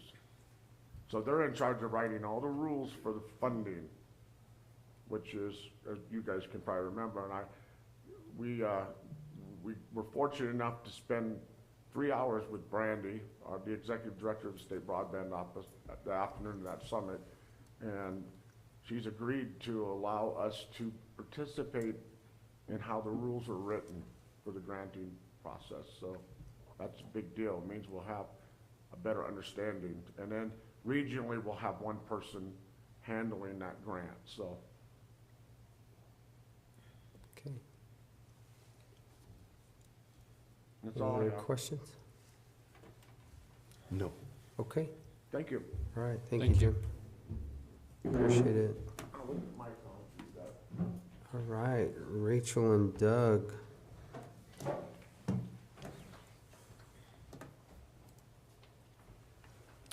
With our GIS department.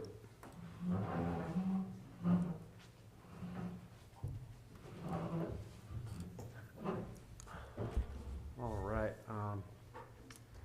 It's a couple things to go over. I know last time we were here, we talked about getting an interactive wildfire mitigation map going. That's going to be delayed a little bit, but we will continue to work on that.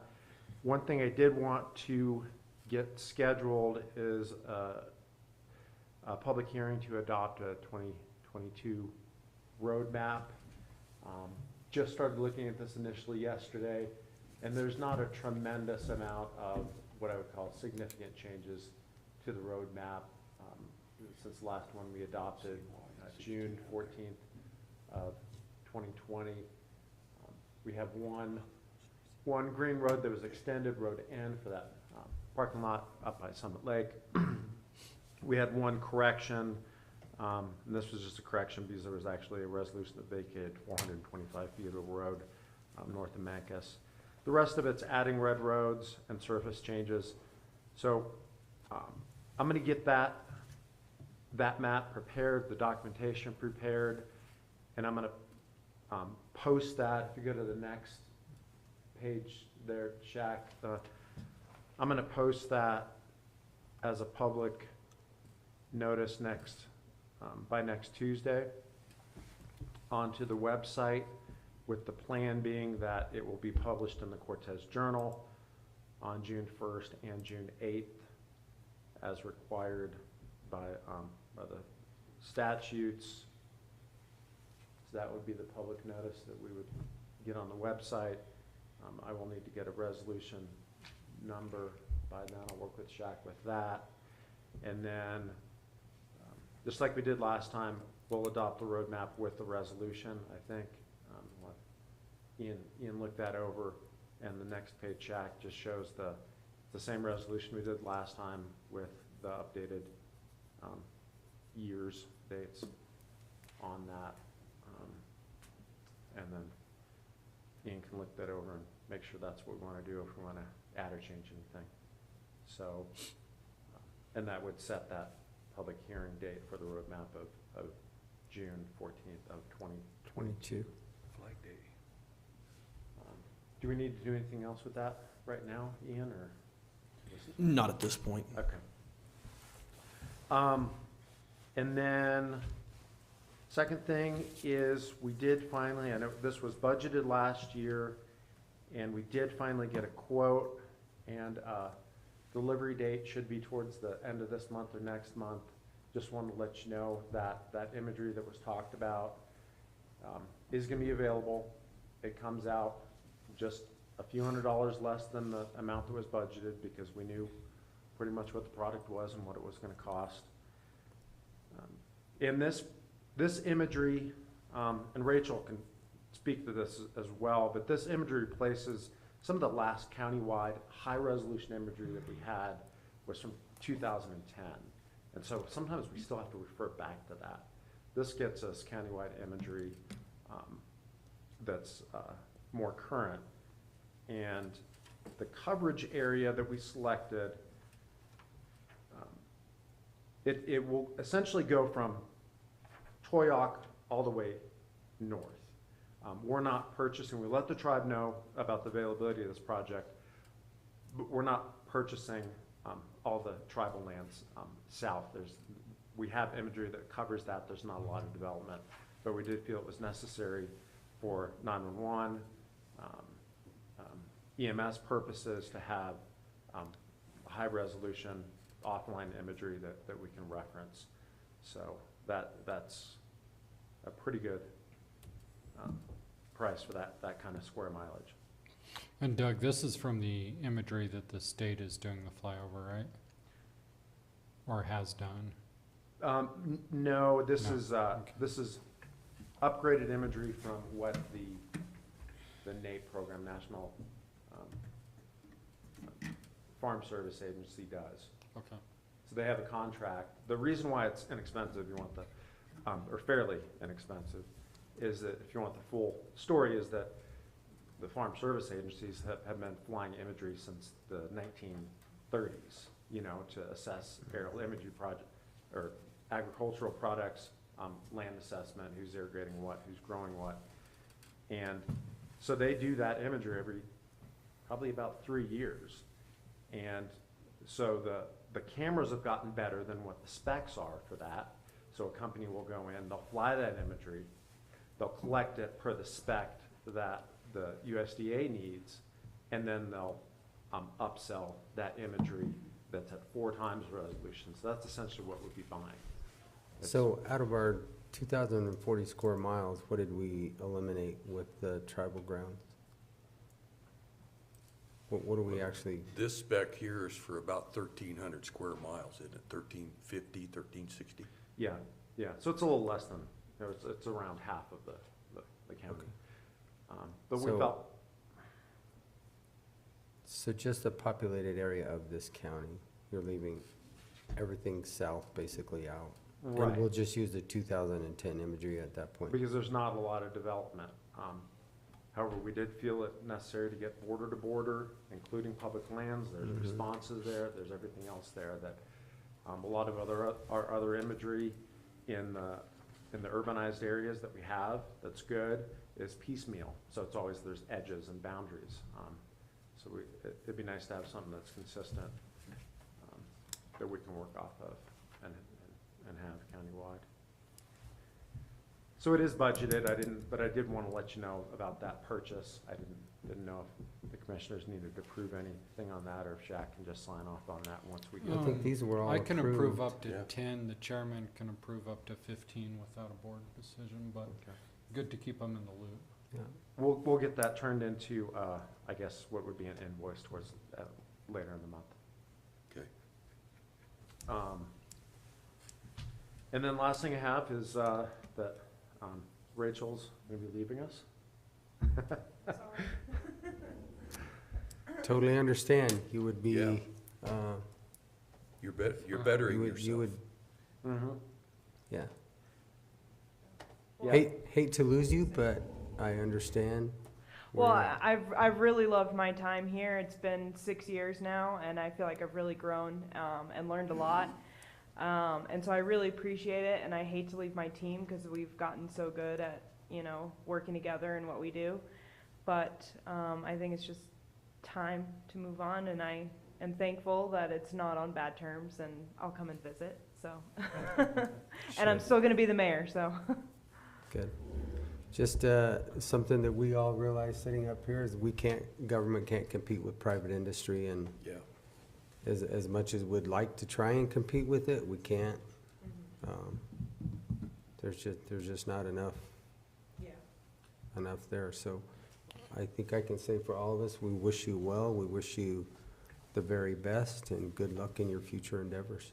thank you. I really appreciate it. Thank you. Yeah, absolutely, and I think we all feel the same thing. Yeah, Rachel just, she took on her role with just such dedication and enthusiasm. She just became a member of the key personnel in the county. You know, unlike, you know, any other GIS specialist has even come close to doing. You know, through COVID and the ensuing economic development efforts, and then the building rush, you know, we're kind of set a new standard. She has a work ethic. She helped motivate everyone in our departments to the next level. So, and, you know, as the chairman said, you know, there's always going to be other businesses or organizations that will recruit and pay for the kind of talent that Rachel possesses. Absolutely. And we recognize that you still have a heart for public service, and if you want to continue to exercise that, you know, we're willing to let you train your replacement pro bono. Thank you. And just, you know, just a couple other observations that I've had, is that the county is a very different place than it was 10 years ago. And, you know, within that, and within how we've grown with Rachel's help, all the county departments really need to be firing on all cylinders and operating at very high levels in order to continue to provide the same level of services to our citizens. It's kind of a reality of where we're at now. So that's kind of where we're at, and we'll try to recruit someone to replace Rachel, and we'll assume that we can get somebody good in here and train them, and hope they'll take a similar path as Rachel has here at the county. And then lasting observation is that just thinking about what what Rachel's come in and done when she came in 2016. It's just kind of a story that we would like for people to be able to see, is that you can come in, you can afford to rent a place, you can purchase a home, and you can, and you can make a life for yourself. We're at right now is that recruitment could be impacted with high rents and home ownership that's less attainable. This is true in other parts of the country as well. However, it also impacts us. So those are things that we're obviously focused on with our economic development activities, and there's urgency when it hits our own department. So we'll see how that impacts our recruitment efforts. Well, hopefully in her other role, she will be able to assist in that regards also, because that is going to take some assistance. Yeah. And that's one of the issues that we do face right now, are those restrictions. So hopefully, good luck with that also, that you will be able to help all of us in this community to be able to attain affordable housing with restrictions that are maybe removed, or hurdles that are removed, or And partnerships and partnerships. So yeah, and it's, we understand it. We totally understand it up here. We talk about it all the time. There's not a meeting that goes by that we're not on that it's talked about every day. good opportunities out there. And I'll just say, when we got the job announcement out yesterday, it was just really impressive how everybody worked together. The new HR and Vicky, and we have an active Facebook page, and she's getting the information out there. And so it's just really impressive how things are working well on a lot of levels. So. All right. Anything else, Rachel? I think that's it for now. Thank Okay. you. Thank you again, Thank Rachel. you.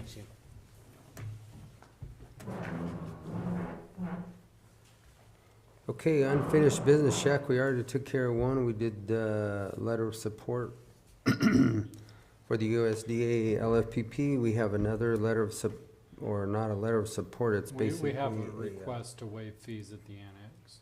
Right. So, gentlemen, how do you want to do that? Do you want to just take that out of our budget like we talked about? Did you find the cost of it, so we're not really waiving a fee? Yeah, and so when we do that, like you were talking about for the landfill's an enterprise fund and separate from general fund. Senior services is part of general fund. So in essence, we'd be writing a check from general fund to general fund. I don't know that that makes a lot of sense. So it's just a matter of, do you want to waive the fee or not? Yeah, I Okay, do. and what was the fee, so that we know what it's 300 or 325? Let me pull it up, bro. We don't get a discount?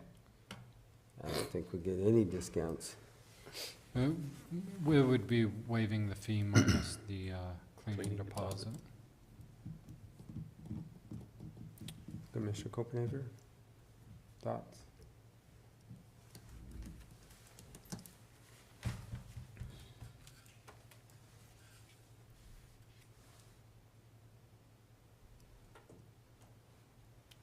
He's looking.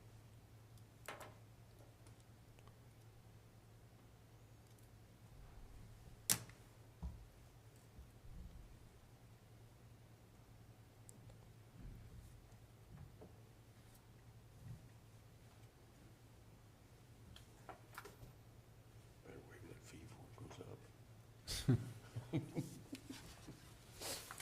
Basically, while we're waiting, I'll kind of give you guys an overview for those of you that are watching out there. We had a presentation yesterday, given to us by a Lynn Sokup, right? Sukup, yep. Sukup, which is Spark, Colorado, and basically what they are doing is looking to use the annex or the senior center to package food that they get and put them into sealed packages, and they would share them with the food share pantry, the bridge, local partners here within the area, so that if we have issues of, say, COVID again or something like that. Those are prepackaged goods that they can be able to hand out here locally. They use quite a few volunteers, and they package all of this up to, I think she said 15,000 packages That's what she in one said. day, so that those are all done locally, and they need a big enough area to be able to do this in.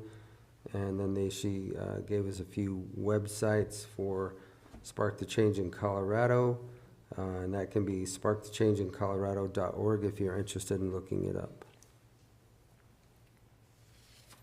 And commissioners, it would be the $300.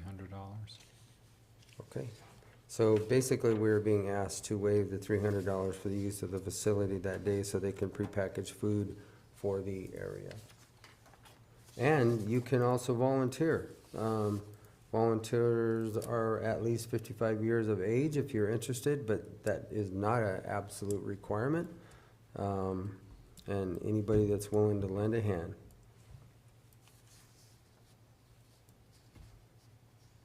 So we are asked to waive a $300 fee for that day.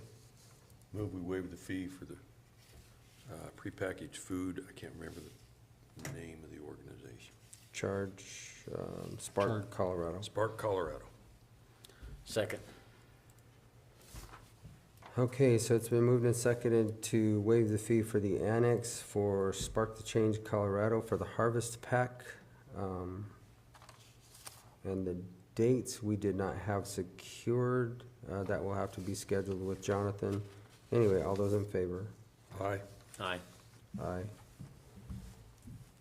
Okay, that's all I had under unfinished business. Shaq, anything else? That's all I've got for unfinished business. Okay, all right, we'll go into our attorney's report. So the biggest thing to report, we did turn in the brief for the Road 41 case to the Court of Appeals. I worked on that with our insurance company attorney. Ended up being a very long brief. I think it's a very quality brief. It was up over 40 pages by the time it was all done. And so that is in front of the Court of Appeals. We also submitted a request for oral argument. And so our hope is that the court will grant that and allow us to go and argue in front of the Court of Appeals as well as submitting that brief. The timeline on these things is fairly long. I think our insurance company attorney estimated this could be a year before we got a decision from the Court of Appeals. I haven't done enough civil work in front of the Court of Appeals to know how long these road type cases work, but certainly that year timeline is consistent with what we saw in the child protection realm for some of our appellate decisions coming down. But that is done, and so now at this point we'll just await a response from the landowners down on Road 41, and the process will move forward. We did get a request from council in our Road Y case for depositions of some of our county employees, so I'm going to work on getting that set up, getting some of the scheduling done on that, and that'll probably be set sometime early next month, early mid next month. And so I will be present. We'll prepare for that and move forward. Yesterday we paid a visit to the property south of town that we're enforcing the land use code issues on.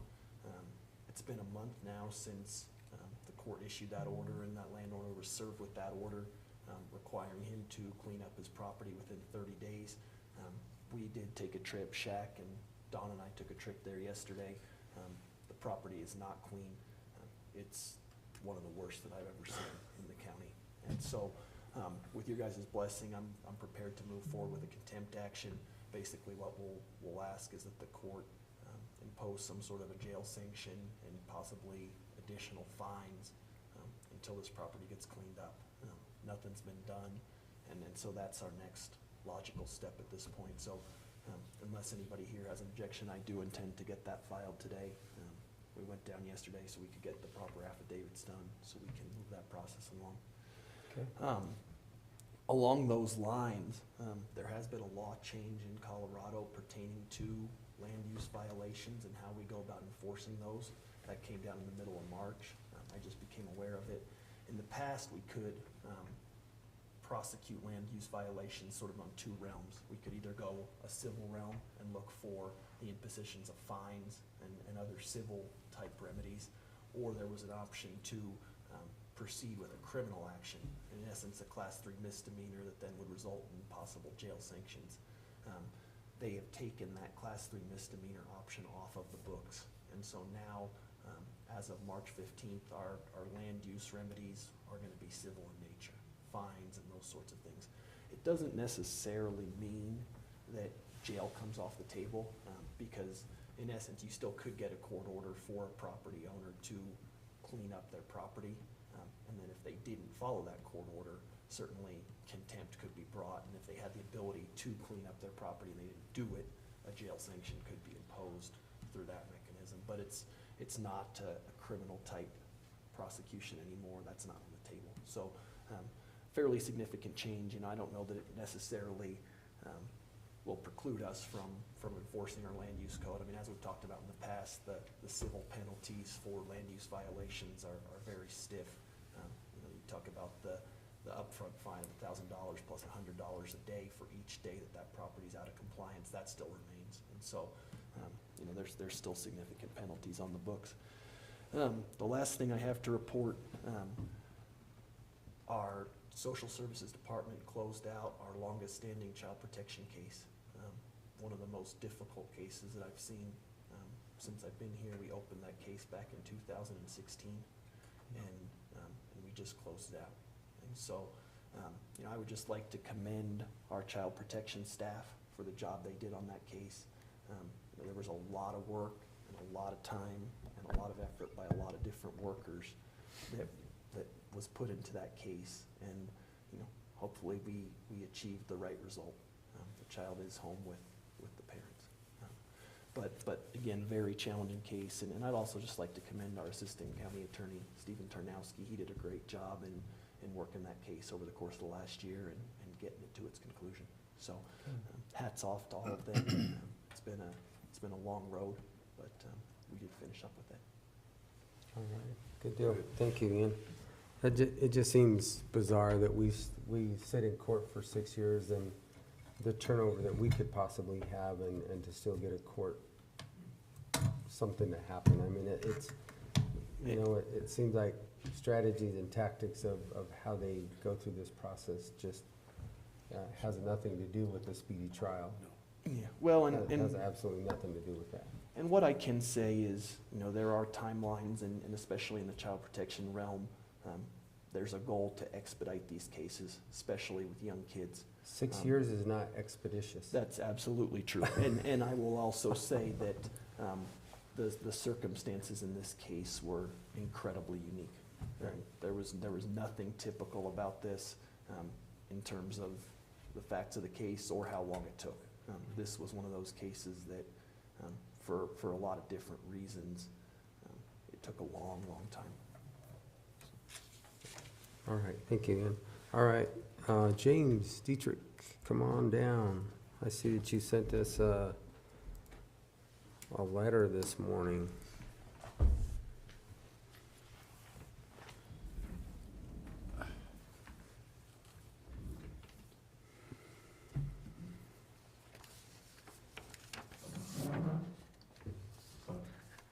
Morning, gentlemen.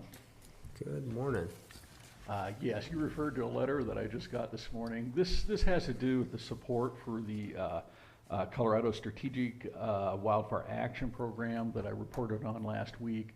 Did just get the details on that this morning. They're finalizing their grant that's due tomorrow. So I apologize for having the short deadline on this, but it's just kind of partly, after doing a lot of these grants, it's kind of part of the nature of the business. A lot of last minute stuff seems to happen.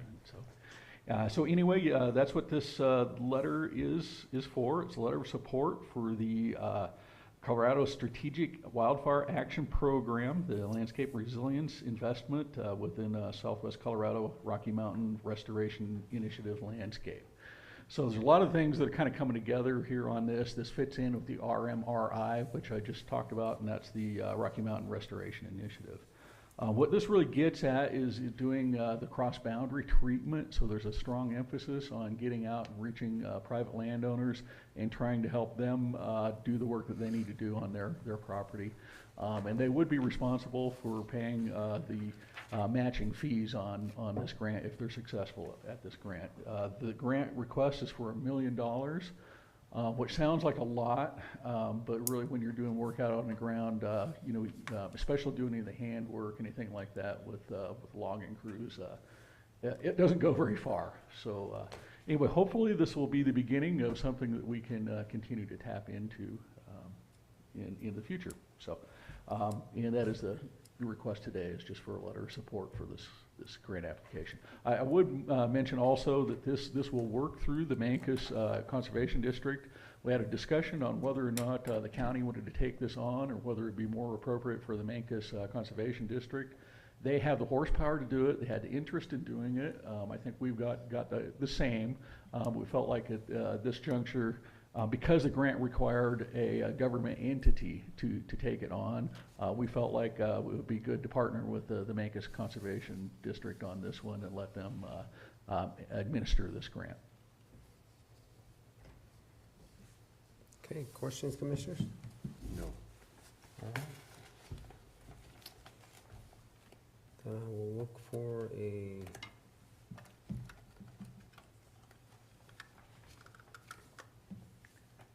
And Kim, I can just take a copy on that. Be fine. I move to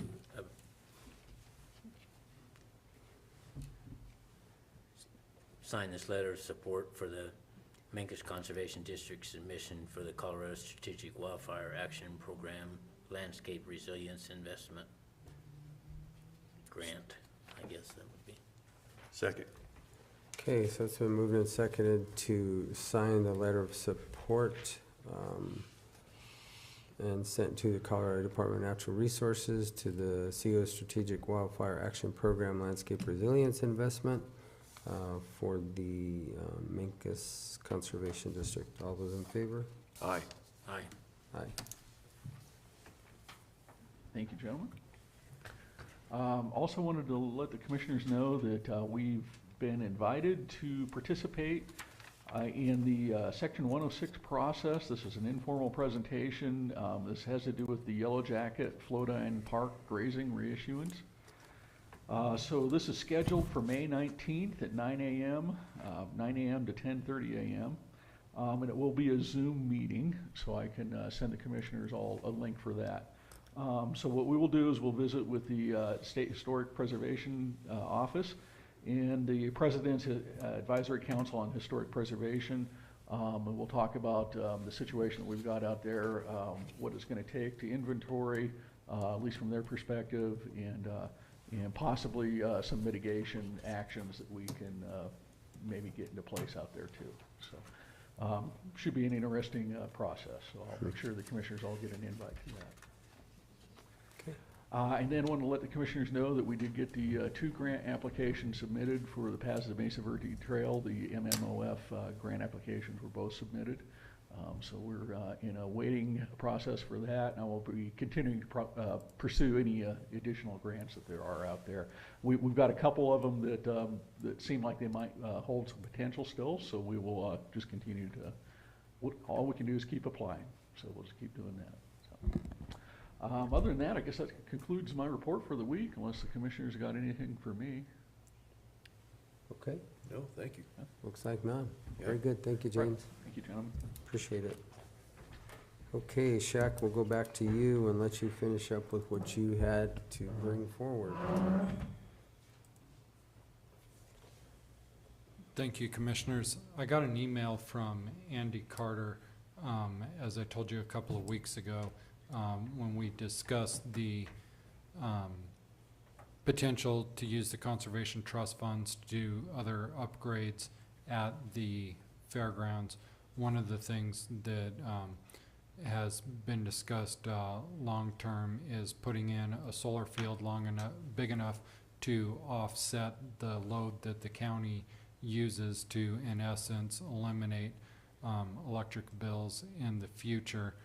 And Nicole Glazer, our grant writer, will be pursuing grants on that. But one thing that Empire Electric requires is a load study to determine what's feasible out there, what would or wouldn't be replaced.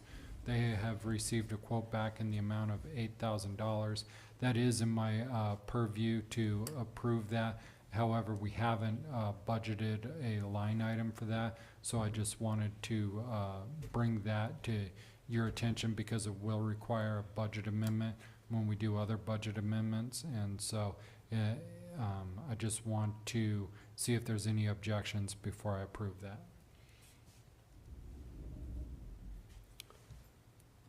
And just, And this Commissioner can be Lindsay done, has to this recuse can be himself. done, so it's not coming out of the general fund, this would be funds that are CTF for this survey so that we can actually get that off of, if it shows, then we can get that system put on there, and then we'll, just one more way that we're not paying all that for the fairgrounds. And it only is applicable to the upper two buildings, not anything lower. Not the beef barn, not the goat barn or Sheep barn, sheep goat barn, barn, pig barn. none of those. And Outdoor anything arena. lower, the outdoor arena, it doesn't, it's not those. Those are, when they did their first audit, those don't pull enough power that it would be worth putting anything into it. So it's just basically the shop to the south where all of the coolers are at, and then the main barn. Main barn. Mm-hmm. And this would all come out of CTF. So if there's no objection, then I would move forward. If there's an objection, then I need to, no. I don't, I have no objection? no. Okay.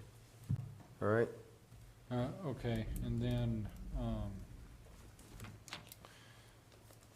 we were at the Community Intervention Program kickoff, last week, and then had a meeting with the Southwest Opioid Response District. We have completed our 2-year plan, and it is, being submitted, to the AG's office. That is, necessary before, there can be any disbursements of funds to the area.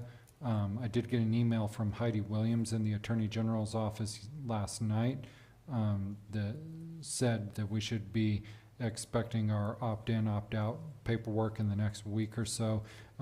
If you'll remember, we've discussed as a region, all of our individual disbursements are so minuscule that they won't make any good on their own, and so we need that collective impact.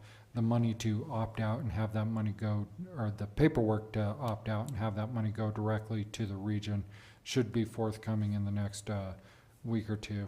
I had several meetings with our Recovery and Resiliency group with DOLA putting together the framework for our next project, which is going to be addressing housing, and then the one after that will be behavioral health. Just as a way of reminder, that's the initiative that we've partnered with the Ute Mountain Ute Tribe and Dolores County, as well as all the municipalities in both counties, and we're looking for plans how to move forward with drought mitigation, business retention, expansion and recruiting, housing, behavioral health, and broadband initiatives. We're finding that a lot of the grants that we go after, or that we'd like to go after, the grant funders want everything to be shovel-ready and to have a clear-cut plan so that you're able to go after those grants. And so completing this process with DOLA and with PUMA will be beneficial in going after grants for all of those projects that we're working on. Did have last Thursday an economic development meetup group with Region 9 where we discussed site selection criteria for the projects that we're getting from the Colorado Office of Economic Development and International Trade, and the need for 5-year plans for what we'd like to see the county do as far as where businesses could grow and what would be available to them. And so likely we'll need to be having proposals from the Planning Commission coming forward, and we already started on some of this last year, meeting with Chairman, you'll remember with the electric companies and water companies and everyone here, and it's time to start addressing that again and say, look, we've all got to aim at the same place and the same goal, and how do we move that forward in the best way possible. So we'll be revitalizing that. And then yesterday attended a meeting put on by Young People in Recovery addressing the opioid epidemic and the history of that in our area. So that's all I have for my report for this week, unless there's any questions from the commissioners. Kind of one off-the-cuff question. What do they consider shovel-ready? You have done the homework where you say this is what our plan is, but we lack the funding. So what does it look like from beginning to end? Having all your plans drawn up and prints ready so that you can say this is, we've done this, the groundwork, it's feasible, and this is how we want to proceed. The big issue I see with that right now is that costs are changing daily. It's gonna be hard to nail down a cost for anything. And Well, sure, and that shovel-ready doesn't have to have a cost analysis tied to it, but it does have to say, you know, Has to have a this is the projection. size solar field we'd like to build, and this is what the results of building such a field would be, instead of just making stuff up as we go along. Otherwise, you could inadvertently build an indoor arena backwards. Yeah. Like it was. Whatever. Yeah. Okay, I have nothing. Okay. That's all I have. Okay, Commissioner's report, I'll go to my left today, Mr. Copenhaver, Commissioner. I really don't have much to report this week, other than I did talk to Joel down at NRCS about the Swicker ditch and stuff down in lower, in McCalmo. And I talked to Mr. Swicker yesterday also. So working through that process, see what we can come up with to help him address that issue with his ditch and our road. So. Very good. But that's about all I had to report this week.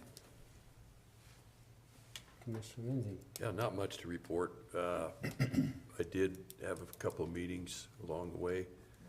Go to city council tonight, start with the new council this week, and we'll see what goes on. I did want to shout out that it goes unnoticed a lot of times that Eli Tomac happened to be a national champion in motocross and brought that home. He's here in Montezuma County, and I think he goes unrecognized, but thanks a lot, Eli. You did good. Appreciate it. Okay, Thursday, I'll be glad when this legislative session is over, because the mailbox is full. These all-day sessions just seem to be in them through the night. But just a quick update as of 5/10, no new bills. Have 130 bills that are still pending, and the session's supposed to be over by the end of the week. 116 that have been PI'd, 130 that have already been signed by the governor. To date, 657 bills that have been introduced. 418 from the House and 239 from the Senate. And the fiscal notes, I don't even want to go over the fiscal note or the potential fiscal notes that could possibly happen. I did have an early Zoom meeting yesterday with Representative McLaughlin of the 59th District now, a commissioner from La Plata County, Archuleta County, myself, and Representative Escar, who's actually carrying this bill, Senate Bill 22230.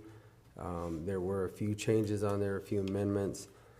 It won't affect counties under 5,000 in population, which really doesn't affect anything for us in the state of Colorado, other than maybe a handful of counties. But it does look like that collective bargaining bill will probably pass. And my phone has been buzzing like crazy, so not sure where it's at right now. We did sign a letter of opposition to it. All three commissioners are on that letter of opposition that's being presented to the governor. Thursday I met with Rob talking about some road issues. I had some calls on some road issues, and some traffic counts. I do have those traffic counts, and those are all current. They are 2021 traffic counts, and it's pertinent to LN 31, 32 as it turns into 32 going north. I had a call later that day with Senator Hickenlooper on housing. Some of the things that were just addressed in this meeting earlier by GIS. And, you know, I informed him that housing, you can't keep affordable housing by trying to change the state laws in Colorado to add all of these other things that they are wanting to add as far as solar readiness, EV readiness. Every time you add line items to a construction project, it's an add, it's not a deduct. So affordability continues to be unaffordable, and if you keep passing laws like this, it's gonna get even farther.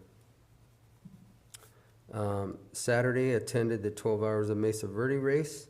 It was, if you could have had a tailwind at your back all the time with the 60-mile-an-hour winds, you probably could have had a pretty good time, but there are places that you have to turn around and ride into that wind.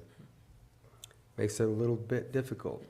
And there was plenty of dust out there to be had by everybody, but it was a great race. And you know, something that I just want to let everybody know is that last year they gave $70,000 back to this community for what they do out there in one day. That goes back into mostly like the Pinion Project, Youth programs. Programs for our youth here.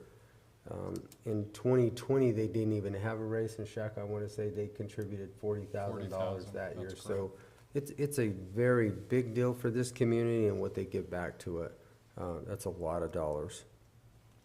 And either this year, depending on what the numbers were when they're done, or the following year, they're gonna go over $1 million given to youth charity in this community. So it's quite a bit. I do want to thank thank our team. We had a great showing from the Public Health Department, our new public health physician. They both did very well. I think the public health physician is the only one that did not end up in the dirt. Everybody else on the team did end up in the dirt. A little bit of head over heels on that course, but there are some pretty technical places out there. Did you keep the team name? Absolutely. Good. And we weren't quite worst case scenario, but we were close. Mother's Day, was able to enjoy Mother's Day on Sunday, and then yesterday we started a workshop. In our workshop, we've already addressed two of the items. One of the Spark the Change in Colorado for the Harvest Pack, and the USDA Lfpp request letter of support. Those have all been done. Next, which was probably one of the biggest discussions, is the fee schedule for the fairgrounds. That has not been updated for basically forever, and there are just a lot of fees on there that we are going to have to update because we just can't continue to give everything away. So that'll be forthcoming, and we'll see Justin again in here in June. So those were all addressed yesterday and today. I then continued on to the Dolores Town meeting, and lo and behold, they're looking at the same thing. Last night, their new board, after a presentation from their building inspector over their water meters, their water sets, they did vote to approve the change to increase those costs, just because the costs to them, again, like us, are increasing, and they have to pass that cost on to that development. And with that, that will conclude my report. Gentlemen, anything else? Kim, would you like to add anything, or? Okay, all right.